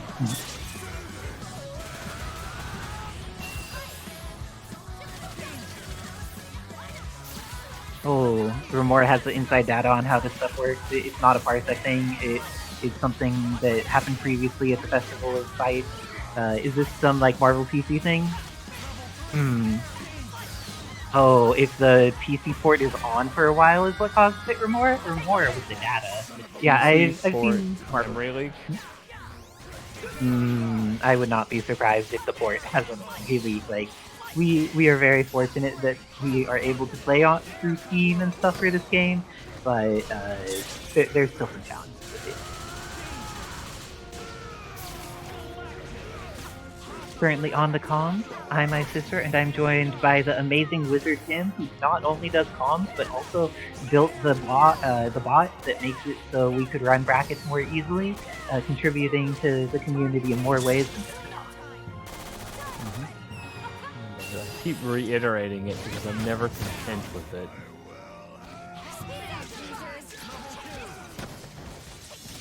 Yes, getting that's how it is though. It's that optimized when you're like, I could get 20k more damage with this character. I swear I just need to link another thing before the soft knockdown ends. And if you have that with something that can support the community in additional ways like a bot, that's even better. Of course, hypothetically speaking, let's say you want to support Kevin and these very expensive servers, but you also have a Capcom game addiction. What can you do?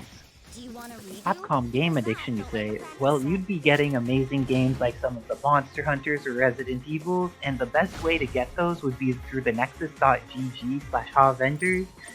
You are able to get the Capcom games, You get it through this is old and what counts as young. So when something released, is that let's say the cutoff's like 17-ish. 17? So if you were 18 or older, it's old, and if you were 16 or younger, you're young. Okay. What's the First thing one is here? Marvel 2. Marvel 2. I was young. Let's see. That came out in 2001, so I was 13. Dang. So I had a little bit of time. Chat, were you alive when Marvel 2 came out? How many of the folks in chat were alive when Marvel 2 came out? Shout out to anyone who's just alive when the game existed. Okay, HAVENGERS was already alive. We got that one. Let's see. The first Iron Man movie? The first Iron Man. When did that come out? If you say Marvel Media, I will not know any of the things because I don't know when stuff happened. I believe that is 2008. Yeah, it was 2000 for Marvel 2, and then 2008 for Iron Man. Oh god, I was already old by that point, I guess. Dang. It all works out. School. World of Warcraft for NickBad here. How many people played the original World of Warcraft? Or archaic MMOs before World of Warcraft made things more popular and accessible to the mainstream, like people playing the old MUDs and stuff like that before they even became MMOs. Yikes, MUDs. I know that reference, but that's older than me.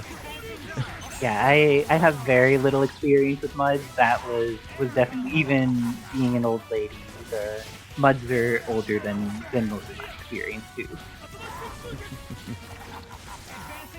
Alright, does anybody remember X-Men Evolution? Yes, there was a thing on this in the EX Discord recently that Moo pointed out that apparently for one of the scenes of, I think it was Shadowcat and Rogue dancing, it was just a trace of a Buffy the Vampire Slayer scene. I did not know that at the time of watching it, but then Moo with the like deep cut data. Okay, how many people played it when it first came out, the Spider-Man 2 game? I didn't play it when it came out, I haven't played it now, but I know lots of really people good. love the Spider-Man series. The recent Spider-Man game, a lot of people love too, right? Oh, it's fantastic. I just don't own a PlayStation 5, so I will never get to play it, it seems. Xeno asking old one or new one, because Xeno, a Spider-Man aficionado from across the ages.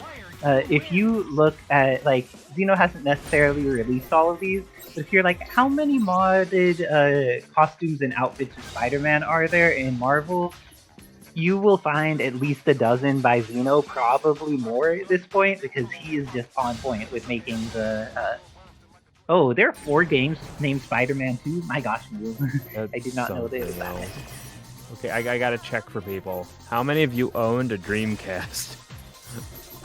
I actually owned a Dreamcast. I was very fortunate to have access to one. And it's funny because at the time I didn't know that everybody just had them and had like everything on Dreamcast, so I actually just had like 3 or 4 games that I owned on it and didn't have the entire collection like most Dreamcast players. Oh, So- Reiku Yin still has their Dreamcast? Did you know you don't even have to hack a Dreamcast to play backed up games, only legal, I swear. In fact, there is they added a special feature for what was supposed to be an alternative media format for video, and all you had to do was label your backups as that format, and the game console would still think they were games, but it also wouldn't copy protect them properly. Ah yes, Dreamcast had some things. Though Dreamcast, an era for fighting games, because Dreamcast was essentially a Naomi board as far as like hardware equivalency went, to my understanding. So they were the place that we had access to Marvel vs. Capcom 2, Capcom vs. SNK 2, and that was just like people. There's still people playing on Dreamcast, so I know that. Some folks are doing hardcore stuff now, like they're putting Naomi boards in these devices that add an HDMI port, so I think you called could like play super arcade guns. I think it's similar to a super gun, yeah. Because I know that at Frosty Faustings they're running both Marvel 2 and CVS 2 on arcade hardware, but it has like ports to plug in sticks as if it were a Dreamcast, so that's pretty amazing. I'm going to state something that's probably going to lose at least 80% of the people listening, but they're starting to get FPGAs to work with Naomi. I don't know enough about FPGAs. What does that mean in this context? Is it Jim? I forgot the exact acronym, but FPGAs are variant CPUs and memories that can be tweaked to perfectly replicate the original hardware's exact function. Oh, it's like a hardware-based simulation as opposed to like a software-based simulation? Correct. So That's they're very pretty cool. versatile, but there's a lot of work involved with getting them to work just right. And also FPGAs are insanely expensive. You usually only see them in dev versions of consoles. Field programmable gate array, that's right. And Xeno, I had never heard of this tech. Can somebody confirm or deny Xeno's tech that if you put cardboard on a part of it would make it so it reads backed up discs normally? That sounds impossible, but then I guess he's but not it could be possible. wrong, but only some discs. But something interesting was revealed recently. Has anybody played the Alien Resurrection game on PlayStation 1? No, I did not play Alien Resurrection. One of the developers came out and revealed that they put a backdoor in the game that will let you run any copy disc. Oh, in the game itself, so they were like even though they were a product within the field, they were helping people sail the high seas potentially. I mean, it can be used for that. It was used for debugging purposes because the developer didn't want to have to go to work and use the very special debug PlayStation. So they did this for the ones they were taking home so they could work on it there, supposedly. But it's hidden behind like 3 separate button commands. Oh my god. It Also, only got it looks revealed like this year. it looks like off because we don't have full access to our stream at the moment. But the servers were still running, so Renard and NickBad got to finish their match. It sounds like Renard won over NickBad 3-1.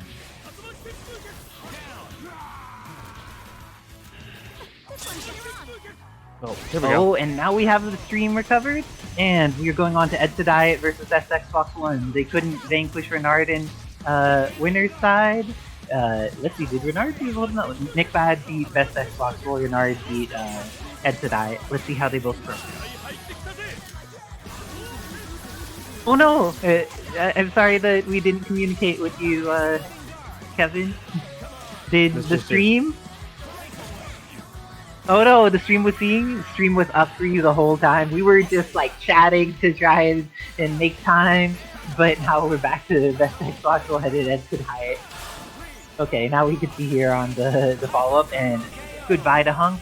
Edsadiet takes the next game over Best Xbox going up. Is it 2-1 now? Or 2-0? Or was there a pause at some point to make it 2-1? And we missed an entire match because we're the most trusting people ever, apparently. Well, yeah, if you trust people who are cool like HAVENGERS, 99.9% of the time they'll just work out in your favor. And then the only times it doesn't work out, you need to just give a little extra poke to get the stream back and everything's fine.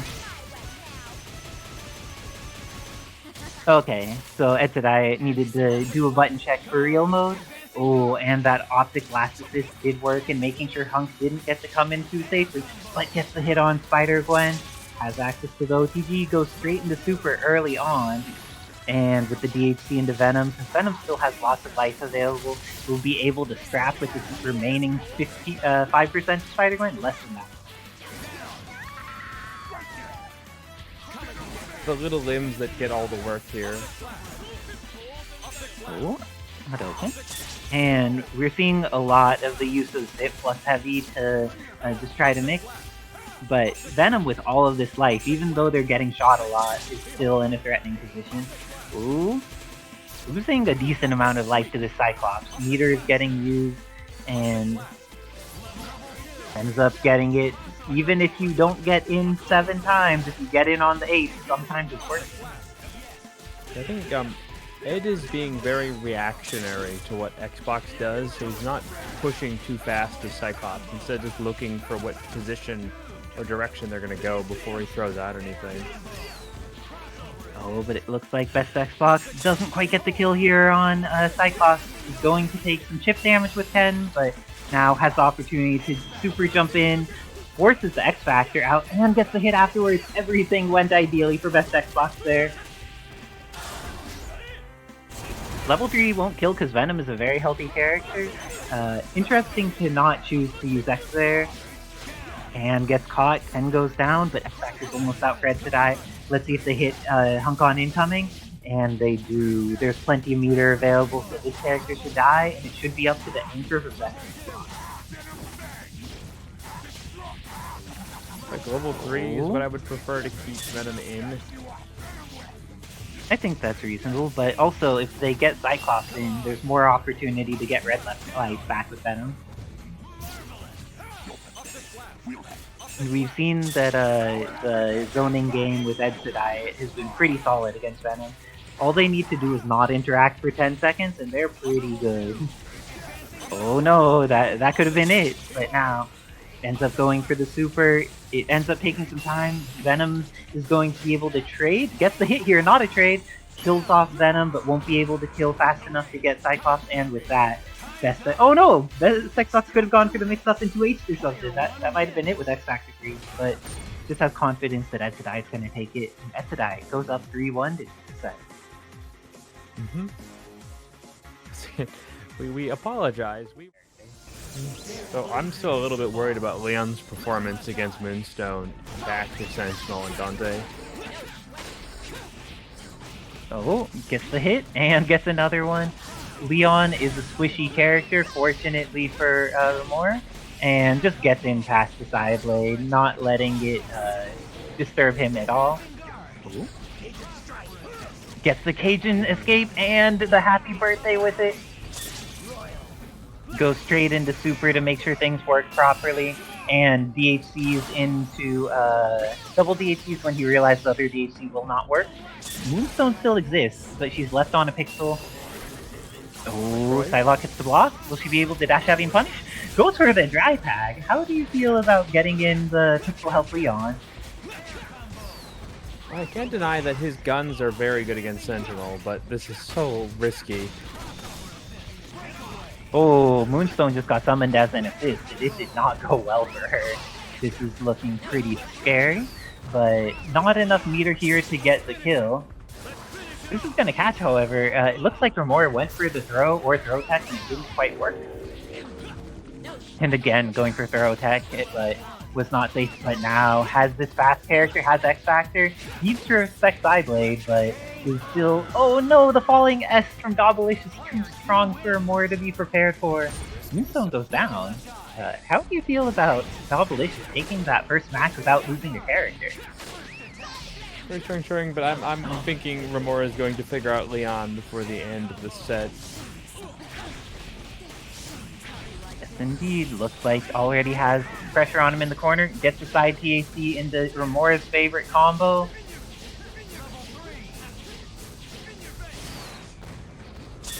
And, oh, ends up backing up, throwing out the round harvest. Manages to jump in advance and guard it, but gets blown up immediately. This time Leon goes down. Let's see if the Gambit Psylocke spell is going to be enough to take care of it. Oh, presses S, and hits with the Cajun escape, and his button hits behind him in order to stop Sentinel. This is very fortunate for Dobbilicious. Should be able to kill here very simply. Just goes straight into the super. Kills her with the final card, and now Dante's coming in. Ooh, thought he was over the top of it. But instead, the happy birthday, please X when you touch the ground. That is not Xing. That is... Oh, okay. It was a bait. It was all a bait. We were just not prepared for the bait. Wizard Tim, did you get hit by that bait? I got hit by that bait. That was a cosmic mix-up. It was multiverses ahead. A Cosmic Lord mix-up, maybe? Oh my gosh! And with that, Dobbilicious should be able to get the kill here. It makes it harder on themselves than they need to, but it still works out. And with that, Dobbilicious goes up 2-0 over Romora. But each game, Romora's been getting closer to figuring out how to fight this team. Romora, you're playing a match. You don't need to write in chat.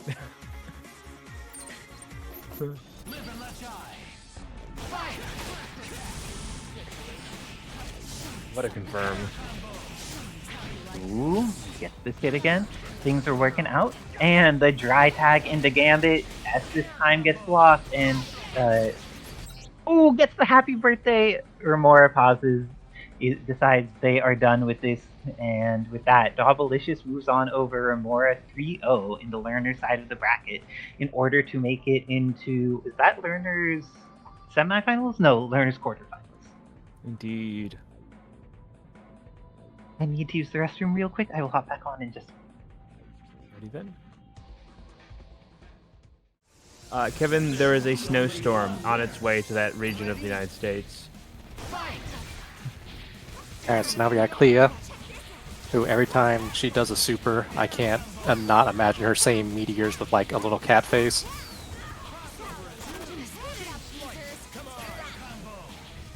Oh, almost perfect pickup there.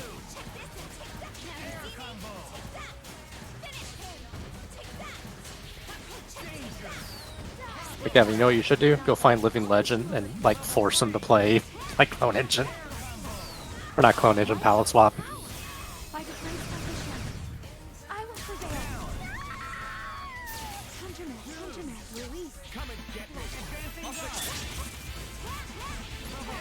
Yeah, Palworld's been blowing it up, huh? I've been playing it, great. Speaking of things that are great, Xeno can land this full combo. You get Oki afterwards. He did not finish it. Completely duffs out the Jill super there. So who likes bullet hells? Because I don't think Jill does. Are you sure Jill isn't the one who is the bullet hell? Well, yeah, her super is like goes across the screen in like one frame, so. No, it does your taxes for you, cleans your car. Now, this is, by Isicera's measure, one of the worst places for a Red She-Hulk to be, against a very strong zoner back with a decent assist. Yep. Everyone will be playing Palworld this weekend. I will be watching Frosties and playing probably one of my most anticipated games this year, Like a Dragon Infinite Wealth.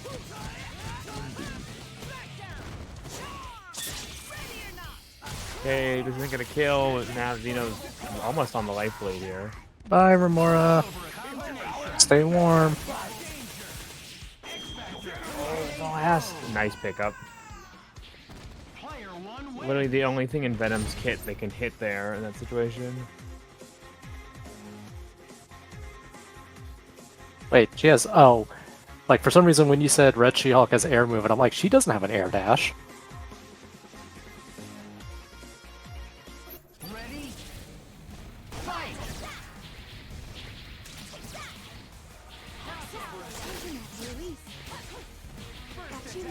Hey, the pirate. Damn, that's a name I haven't seen in a while.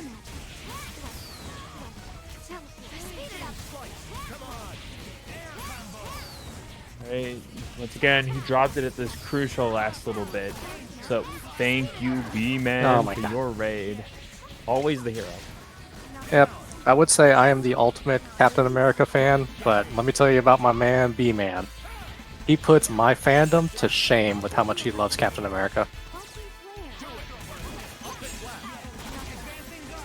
And he might come in here and, you know, disregard it, and hell, even like outright refuse it. But, you know, don't let him play those games. Speaking of playing those games, once again, Ed plays a very unique style of Cyclops. He's just completely watching to see what you do and throwing out just enough so you're afraid to stay grounded.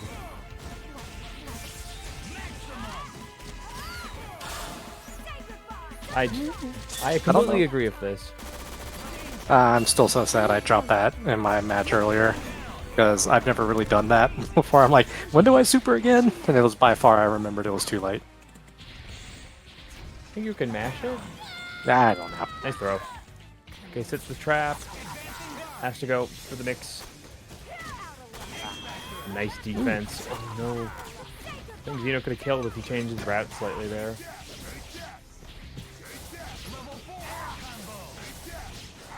This is a great time to use a level 3, burn the clock to kill the character, but eh.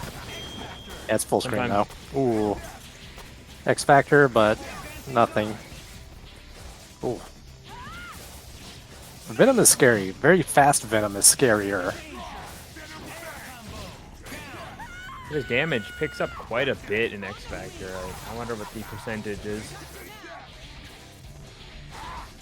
And I don't know how to properly explain it, but his crumple move is forward H. It always feels like a trap, like a tech trap. This Yeah. is like, you want to push block it, and he'll just chomp you. Of course, if you do challenge it, it's a throw in this game. Good kill? Yeah, okay. I think she had like maybe 2 more punches. Nope, 1 more. Wow, okay. Hey, we're breaking even here. Nice throw. I don't think you can kill off of 1 throw with Spider, but that's about as close with Clea's low HP as you're getting. Alright, come on, Xeno. I know you can finish a combo. I believe in you. Drops Never it mind. again. I've only seen Tangrowth land that.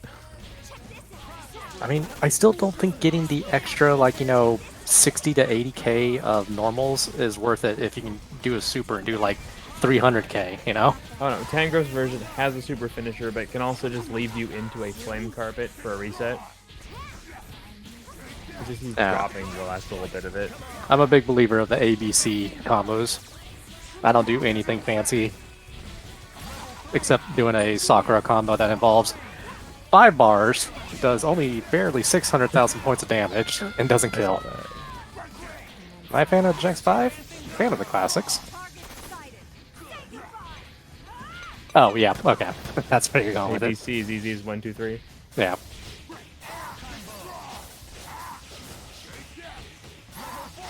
Alright, he's got the bar, and I really want you to kill this guy.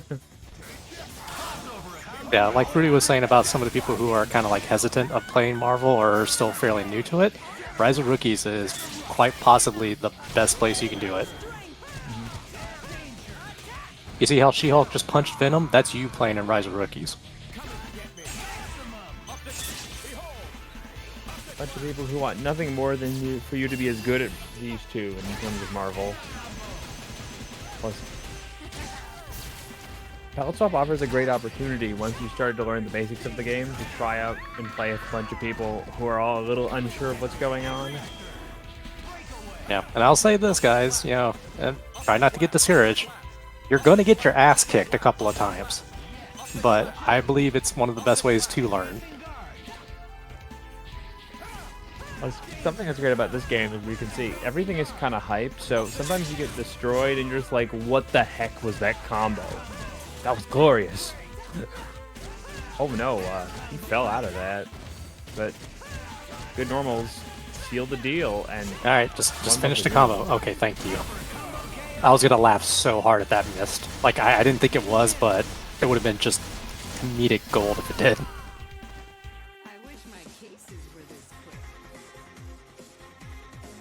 I still think the cameraman struck whenever Red She-Hulk wins. Alright. Ed's swapping it up. I wonder what they're going to alternate out here. Yeah, probably for the culture. I guess it's... Yeah, that would make sense if it was Hager's camera. That kind of doesn't make sense. It's just really funny because it's really wobbly, and it kind of just zooms on She-Hulk's tits. You know, sorry if it does.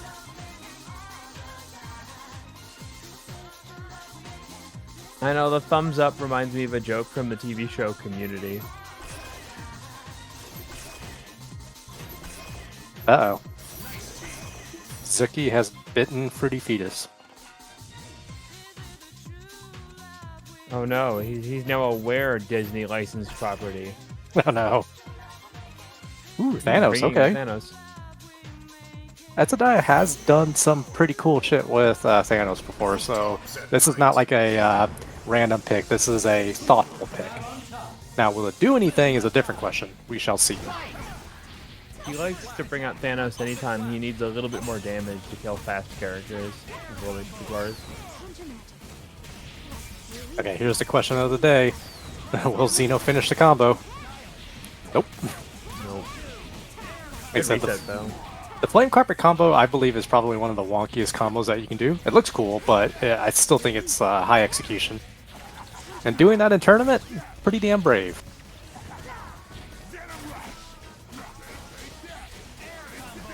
Alright, don't think he's killing. The question is, where is he going to exit this combo? Maybe a trap? That actually might kill. That's a lot of damage. Oh, just barely. Okay. Oh, never mind. Okay. Always forget about the Venom Fang, or whatever it's called. He took a grenade like a champ. Wow, she avoided.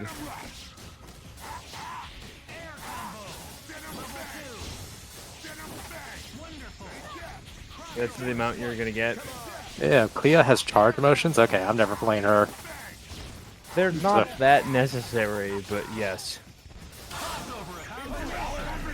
Hey, did you like it the first time Edsadiet did it? Now you get it again. I mean, that's like all the way back to Heathnoth when he Oh, played here we go. the Venom-led team and used the team hyper to kill. One X Factor level 3 angry Red She-Hulk can decimate an entire team. Up, you ready for the best theme? Again would be proud. Okay. Xeno takes it. You know, shout out to the guy who made this thing.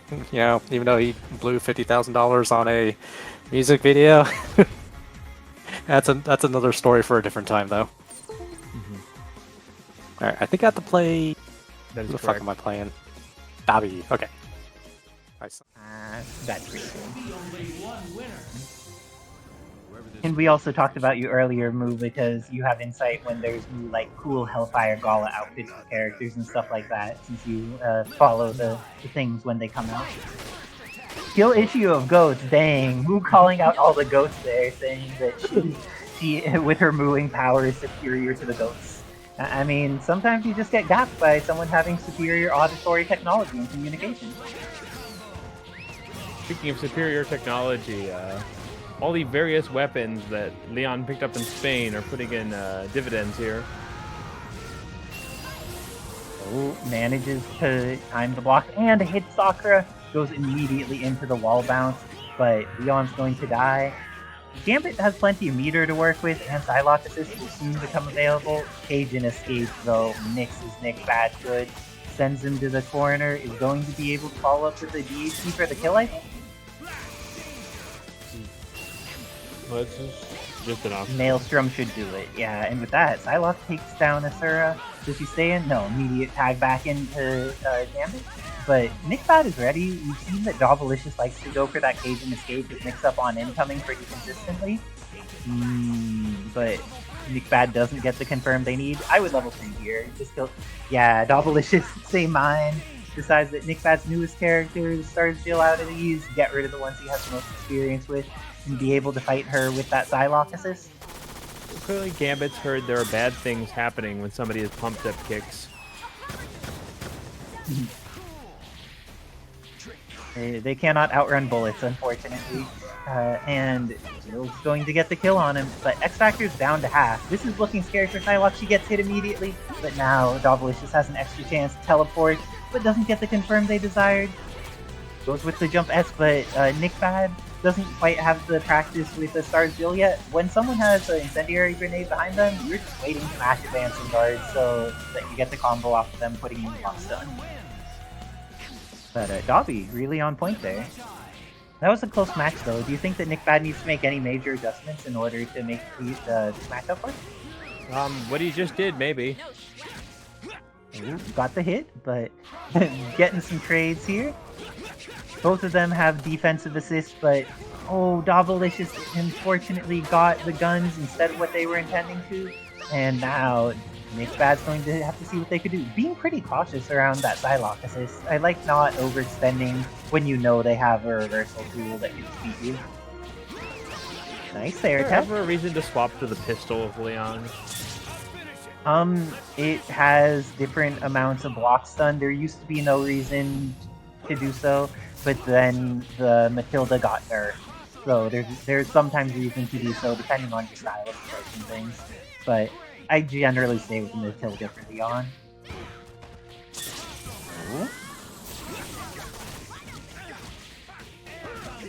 And gonna see. Sakura getting hit. Dobbilicious has been just doing such a good job of making sure their confirms Gambit do what they need to. And oh my gosh, is this going to kill without DHC? Oh, it kills with DHC instead. This gets rid of Sakura, and now Asura is leading. S.T.A.R.S builds it full, but it's the least commonly played character for NickBad. Oh, and Dobbilicious just gets those hits. NickBad pressing buttons, it seems. Right, this is a tough comeback for Nick. Happy birthdays. Just decides to go for double super. This should kill Psylocke, but leaves Gambit alive. Oh, gets to the other side, and now Gambit is dead. There's still a good third of X Factor for NickBad. Let's see if Leon gets a chance to play, and he does not. With that, NickBad showing that you need to kill all 3 characters. It doesn't matter if Jill's new, she is still a threat on his team with X Factor.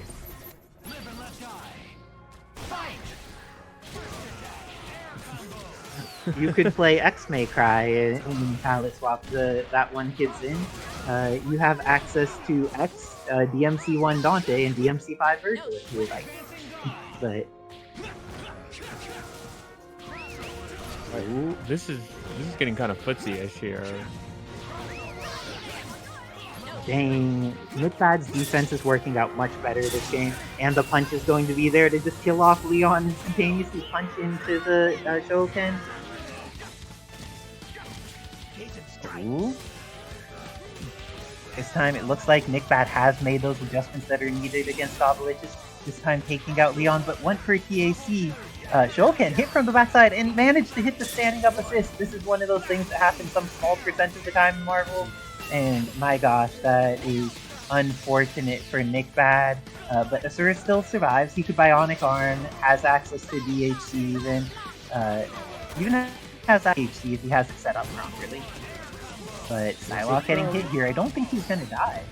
Oh no, this could do it. Goes into Super 1. And he gets a combo after it, goes into the second super. Oh, does not go into second super, but gets the reset because Dobbilicious wanted to just tag. Asura dies. Do you think NickBad will do it with his solo Stars Jill again? It's very doable, specifically if you throw out an unsafe launcher. Yes, I wonder if Dobbilicious didn't get their Psylocke button, or exactly how that worked out. Managed to get away from the incendiary, and got the hit but didn't quite convert it. We're seeing so many launchers here from Dobby. Okay, this is definitely going to kill as long as the combo's finished, and with that, Dobbilicious goes up 2-1 against NickBad in the nail biter of the set and see who gets the advantage.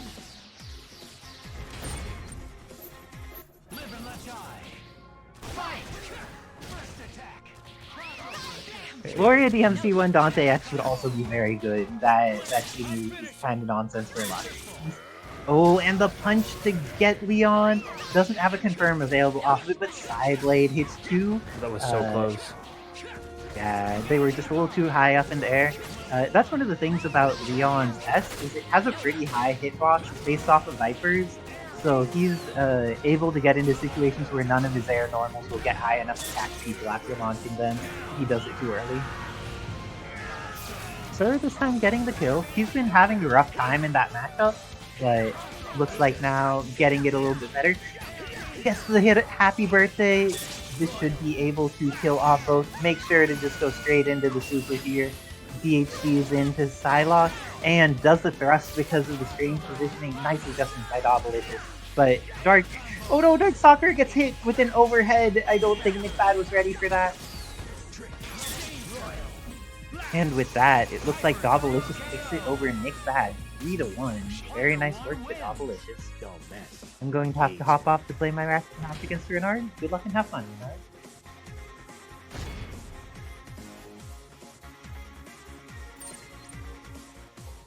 Okay, it's sitting next up. Renard versus Isicera. The fact that Isicera very much waits for Jill players to try and jump and then just crushes them usually.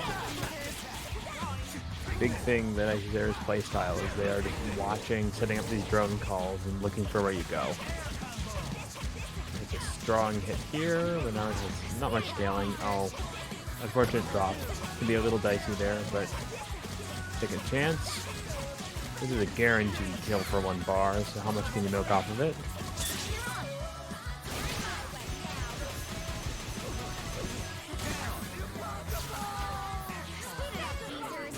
Alright, sets up the flame grenade. Oh, wow, an almost perfect cross up on Sentinel.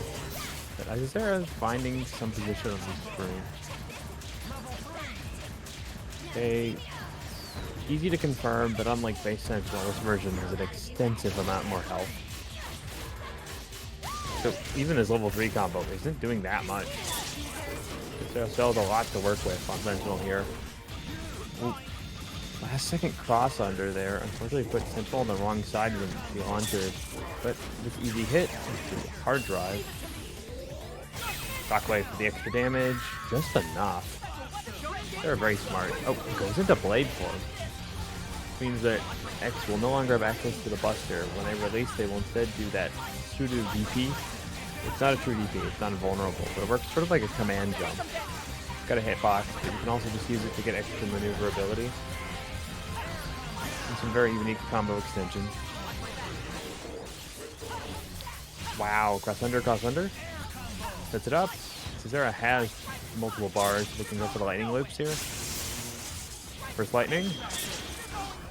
Not keep it simple. Right, first on the board, Isicera.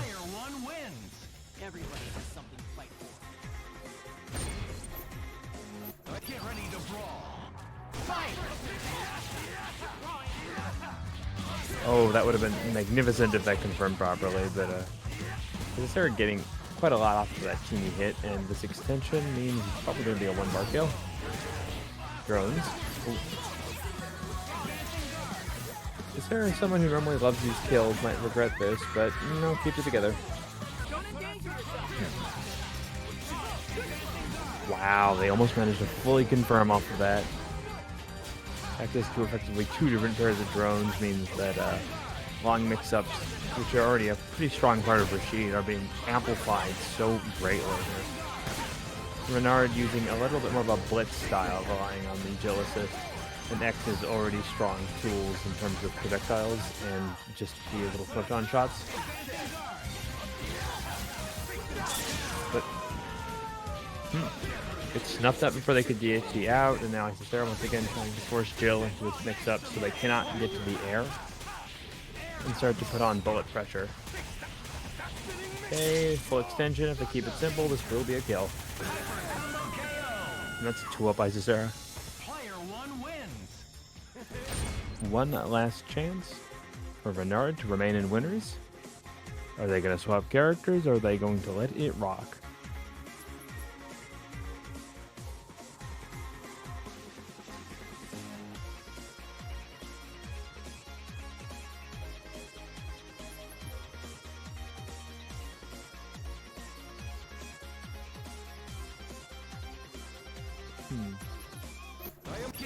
There we go.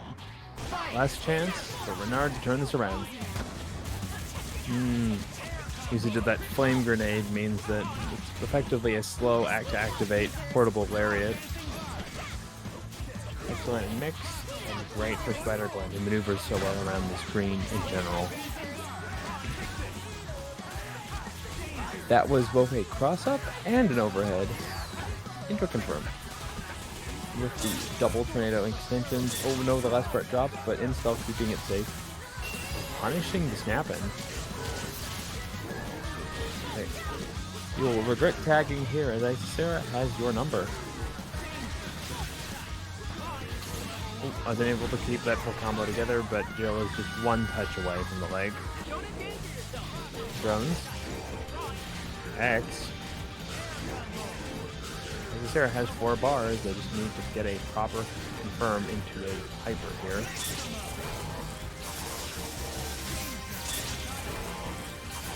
Oh, went for the double. Didn't work out. Still manages to make it into a mix-up. Shockwave going to keep this safe. And Renard's still sitting on an X Factor, so with the end of Isicera's level 1. Now the comeback tools are very much in his favor, but This much health between you and victory still makes it a pretty difficult challenge. And Isicera choosing to slow it down a bit and just build this bar. Wow, what a snipe. Hold up, flight cancel the spit, punish X, and finish off the assist with just a little simple combo. That means Isicera is moving forward to challenge whoever comes to them in grand finals. Fight it out.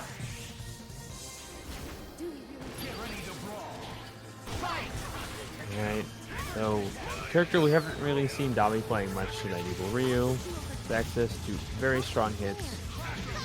Pretty scary red fireball, but it's a little hard to set up. Specifically when you're on this blitz pressure that Xeno's putting out with Clea. Speaking of which, that's two. Now he just has to not drop this section. Keep it simple. Very good way to keep them in. There we go. That is the end of Psylocke. But wait, Evil Ryu is going to get this hit. Can you trade character for character? Got 4 bars, so Dobby just has to find this kill.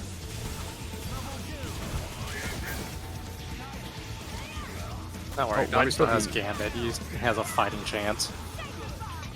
He went for the throw challenge, but it looks like Xeno both read it and got the throw instead.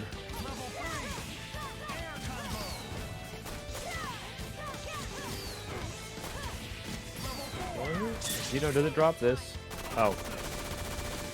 I'd Xeno call that a dropped it. drop. won't fail you. This is for the team. I don't think that's gonna work.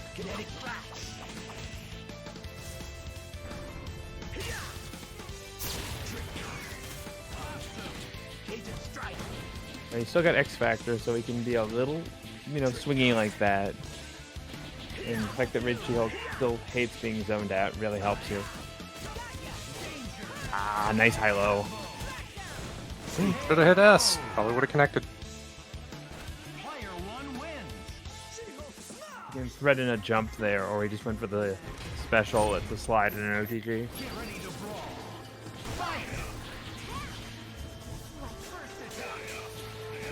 Anti-air. Okay, all the way to Psylocke. It's a full extension here. Oh no, that's a drop you probably don't want to make. This character's been a major thorn in the side of Dobby so far. Okay, gets back. It's in a decent order. Gets hit again. Got you now. Wait, giving him a potential chance here. Definitely giving him a chance here.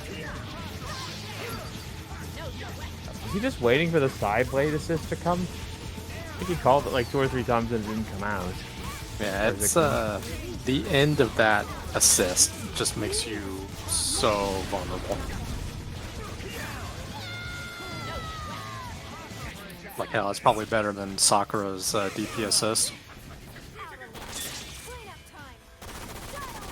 Okay, wow, gets tagged, charging the red fireball. Okay, enhanced Tatsu to stall.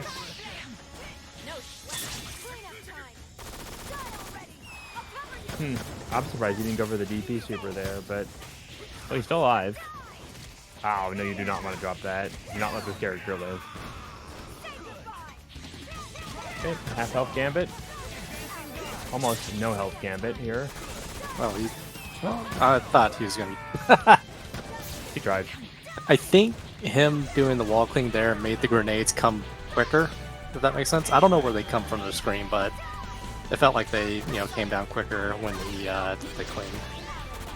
Okay, this is still very doable. He has to get a quick hit. You were saying? There was an opportunity at the start of this round to kill Jill.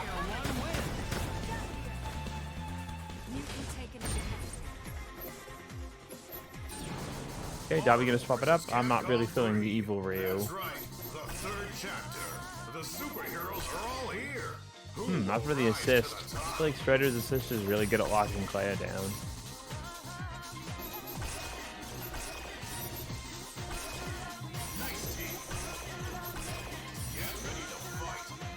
Yeah, good thing they did fix Sonic's design, right? It's the one time the internet came together collectively and, you know, bullied a company to, like, stop it. But on the other hand, maybe it was all, like, a scheme. Like, maybe they just put that Sonic out there and they already had, like, the other Sonic ready to go. Even though they said, like, I think the argument was, like, oh, they had to delay the movie for, like, 6 months and hire a bunch of animators or whatever to, like, switch them.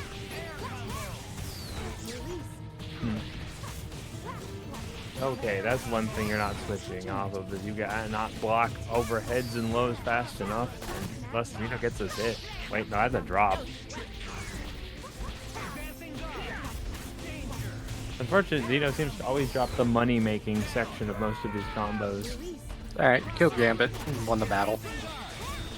I don't know, Strider puts in wonders sometimes. Oh wow, that actually didn't hit. You were like, oh, Strider doesn't have a teleport anymore. Strider would be like, wall Klingober.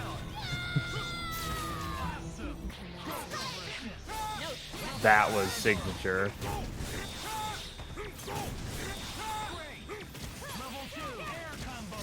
That was a little fancy for that late in the combo hits done.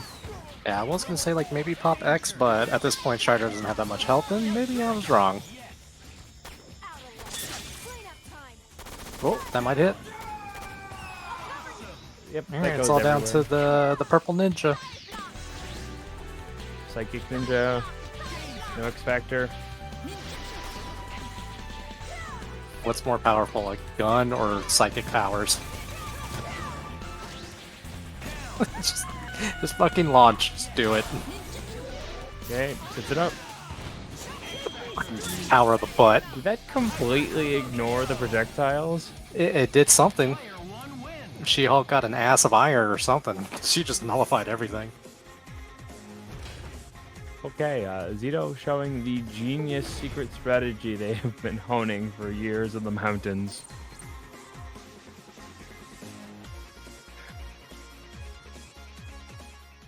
Like, I don't know, man. She-Hulk just left a really bad taste in my mouth. If you're on Disney Plus, you gotta watch The Bad Batch. Speaking of things that are definitely not a bad batch. Renard's flame grenade doing everything it needed to stuff Zeno's attempt at a combo and give him what he needs to start his own.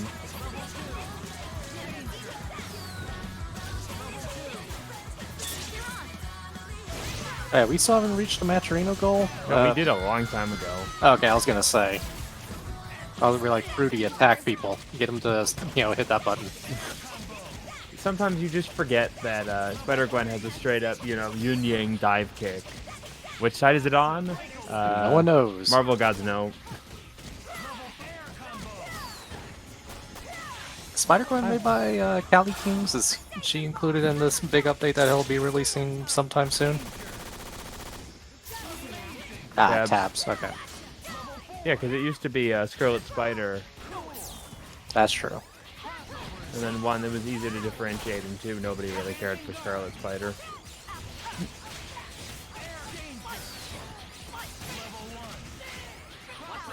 Oh. Why does Renard never want to go for the lightning whips? I mean, they're not meter efficient, but they're such a reliable kill tool. Ooh, that almost comboed. Oh my god, just breathe on Spider-Gwen, she'll die. I can't believe they asked Same him. strategy. There you go. If it doesn't work the first time, try it 3 more. Okay, yeah, you can't let this character out, Zeno. If X gets out, you're toast. Good block on the cross-up. He got out. Yeah, should be dead. One lightning, two that's not lightning.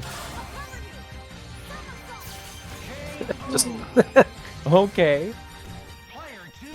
we're basically doing the Marvel equivalent of those was it like Smash tool assisted like no hit videos.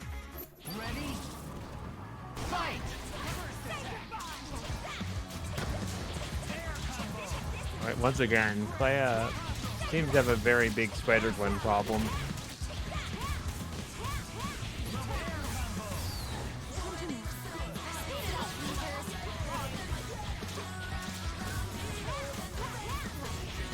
Right, this time gets the pancake.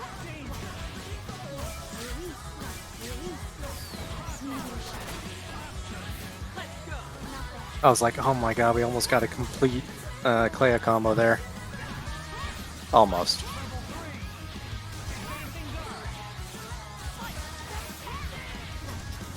You went the wrong direction with that Buster. Spider-Verse 3 this year? It's a bit hopeful. I feel like they probably need a lot more time to get that production done. It's a very difficult movie to render.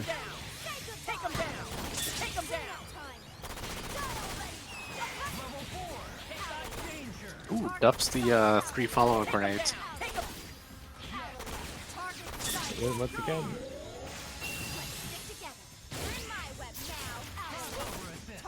You have to stay on top with this Jill, or yeah, you're going to get punished by a zip. That's why a big thing is ensuring you have flame grenades or other tools available when dealing with characters that are very airborne. That's when she becomes a dangerous character. Oh, now. The lockdown with the flame plus the... It's not really an instant overhead, but might as well be at this point.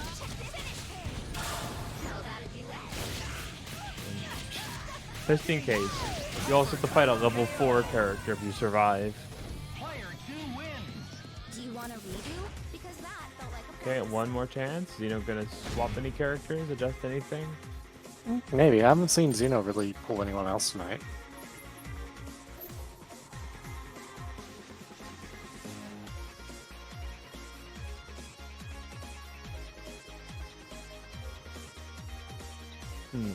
Take a quick second, hydrate.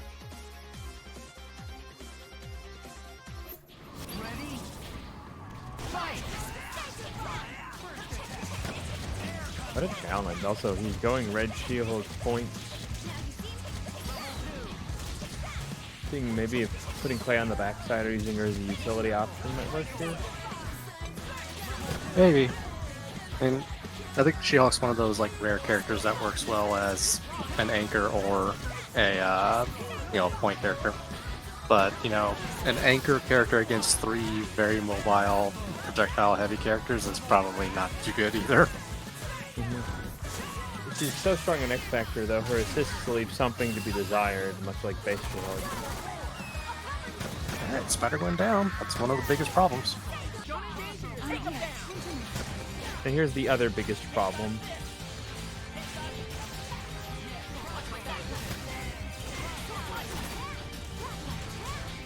Ow, what a pancake.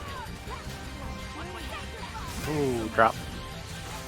It's that darn zero body makes everything hard to confirm.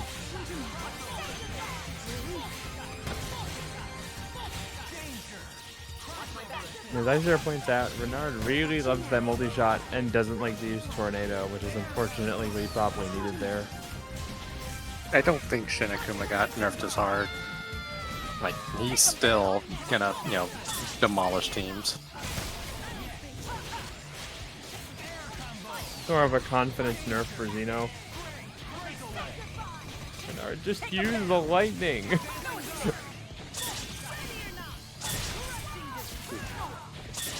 Punch the robot. That's a little too far. Do that deliberately because it would put you in an airborne state, but did not need to. Ooh, good X Factor. Fully used charging stars. That's something you don't see often. Wow. Put him in the easy bake oven there. How did anyone survive OG Shinakuma? No one did. Isicera, and that's about it.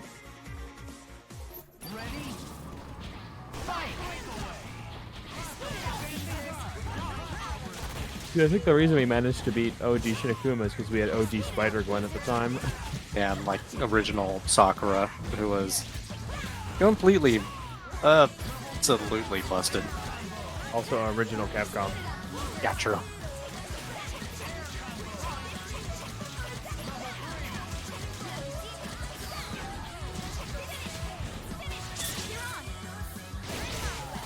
DHC just enough, I think, because his last little hit does a lot. Oh, it's close though.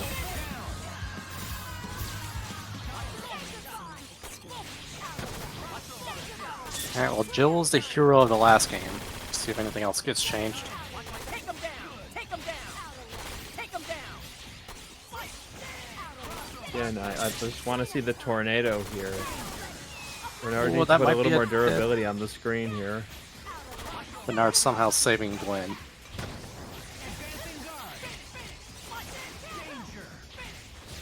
Wow, nice challenge.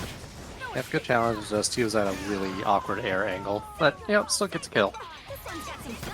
Okay, Spider-Gwen still has a little left in the tank and level 3 available, so...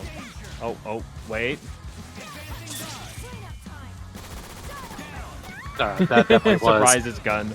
Yeah, that I can almost say with certainty that wasn't on purpose. Ooh, that was though. Honestly, Xeno could kill. Easily. Level 2, level 1? Or, yeah, that works too. I won't fail you.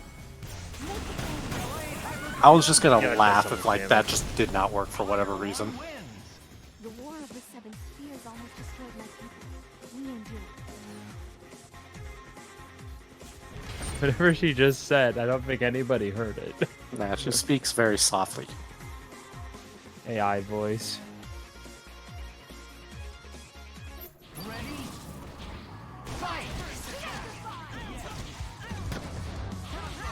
Wow, that was like 3 trades in a row. Hang on. Oh, no, that's a big drop you're not going to get back. Ooh, rare drop from Spider-Gwen. I didn't think that was actually possible. And Renard's usually so consistent, but I mean, that means a meterless. Yeah, about 1 bar actually. Oh, Good start for Renard. Alright, they just switched sides in the corner like 4 times in like a matter of seconds. 2 very aggressive players, unable to stop holding forward. Ooh. Unfortunately, I Spider-Gwen thought gets X out. was the one who's going to fall out here. Oh That's no. unfortunate. I was be like, okay, either snap or Colin. Throw! Just snapping the entire team. Pick a character, Xeno. I mean, to be honest, Xeno did get rid of like a lot of red health. Level 3, level 3. Can we get a level 3 here?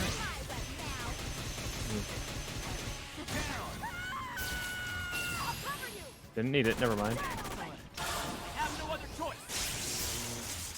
I don't know what the fuck's going on. Oh, okay.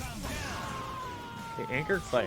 This is This one's got some balance. potentially full pandemonium, but you cannot get even lightly The graded block? on at this point. Ah, that's unfortunate. Just X Factor guard. Well, not guard cancel, but block cancel. Alright, Renard takes it. Very well earned there. Do you want a redo? Alright, so we're just gonna have Renard and Xeno play in the Parsec headquarters because they both have like 3 MS. They're actually playing on the same setup, we're just streaming it. That means Renard is going up against Isicera. At Grand Finals, this is totally the last chance for Renard to reset, winning 6 times and hit Grand Finals, or will Isicera clean sweep? This could be a Renard moment. He's got I the don't route know for if she this. can happy birthday. Okay, never mind. He doesn't have Yeah, to happy Jill. birthday. Jill makes everything better. Isicera, no.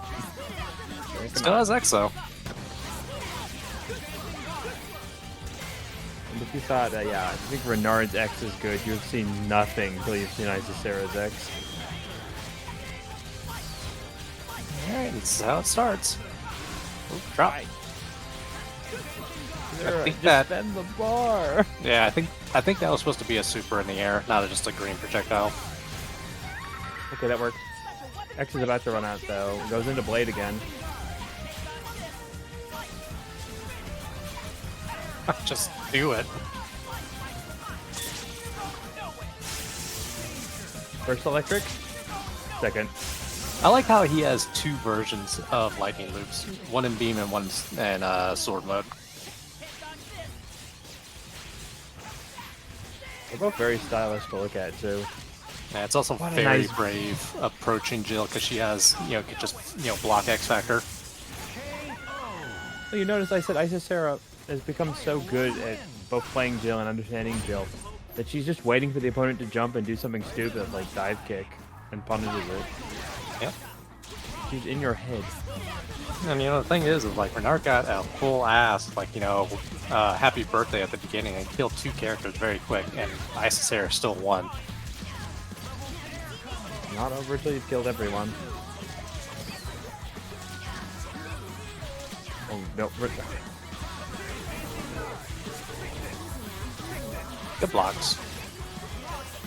Both of the assists coming out. Wow, look at that tiny profile, completely ducking the Rashid normals there. If she was up, then she was down, and Rashid didn't hit her once. The big body is just not helpful for Sentinel. It's a good X Factor, but I'm not sure how much else you're going to get here.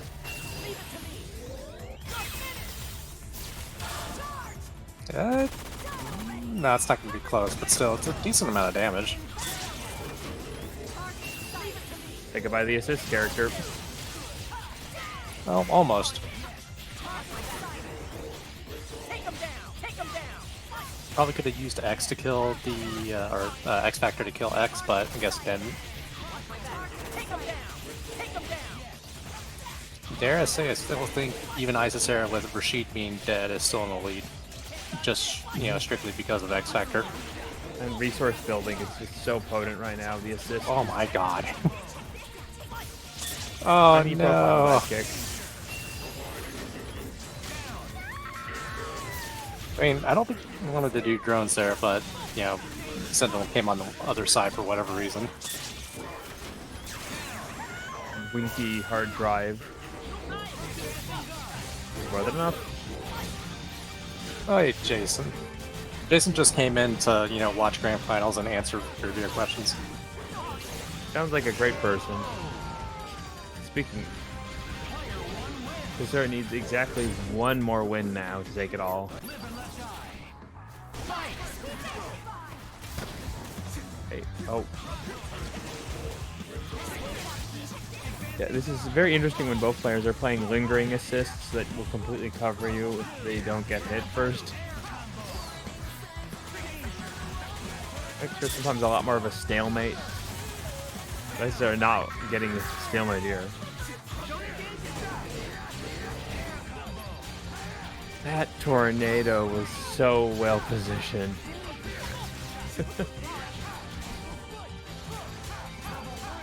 Good confirm. Should be a dead robot. Kevin, that's 2-0 Isicera. Okay, one last mix. No last mix. Oh, no, wait. Oh my Instant god. overhead. Sorry, Kevin, I meant to say it's 3-0 Isicera. There we have it. This is the second week that Isicera has won with Rashid. And if you're a fan of the Turbulent Wind, you saw it here first. Isicera has taken it all. Yeah, Rashid has a better win-victory ratio over here in, Palace Swap than he does in Street Fighter 6. He's got a chance of winning Capcom Cup.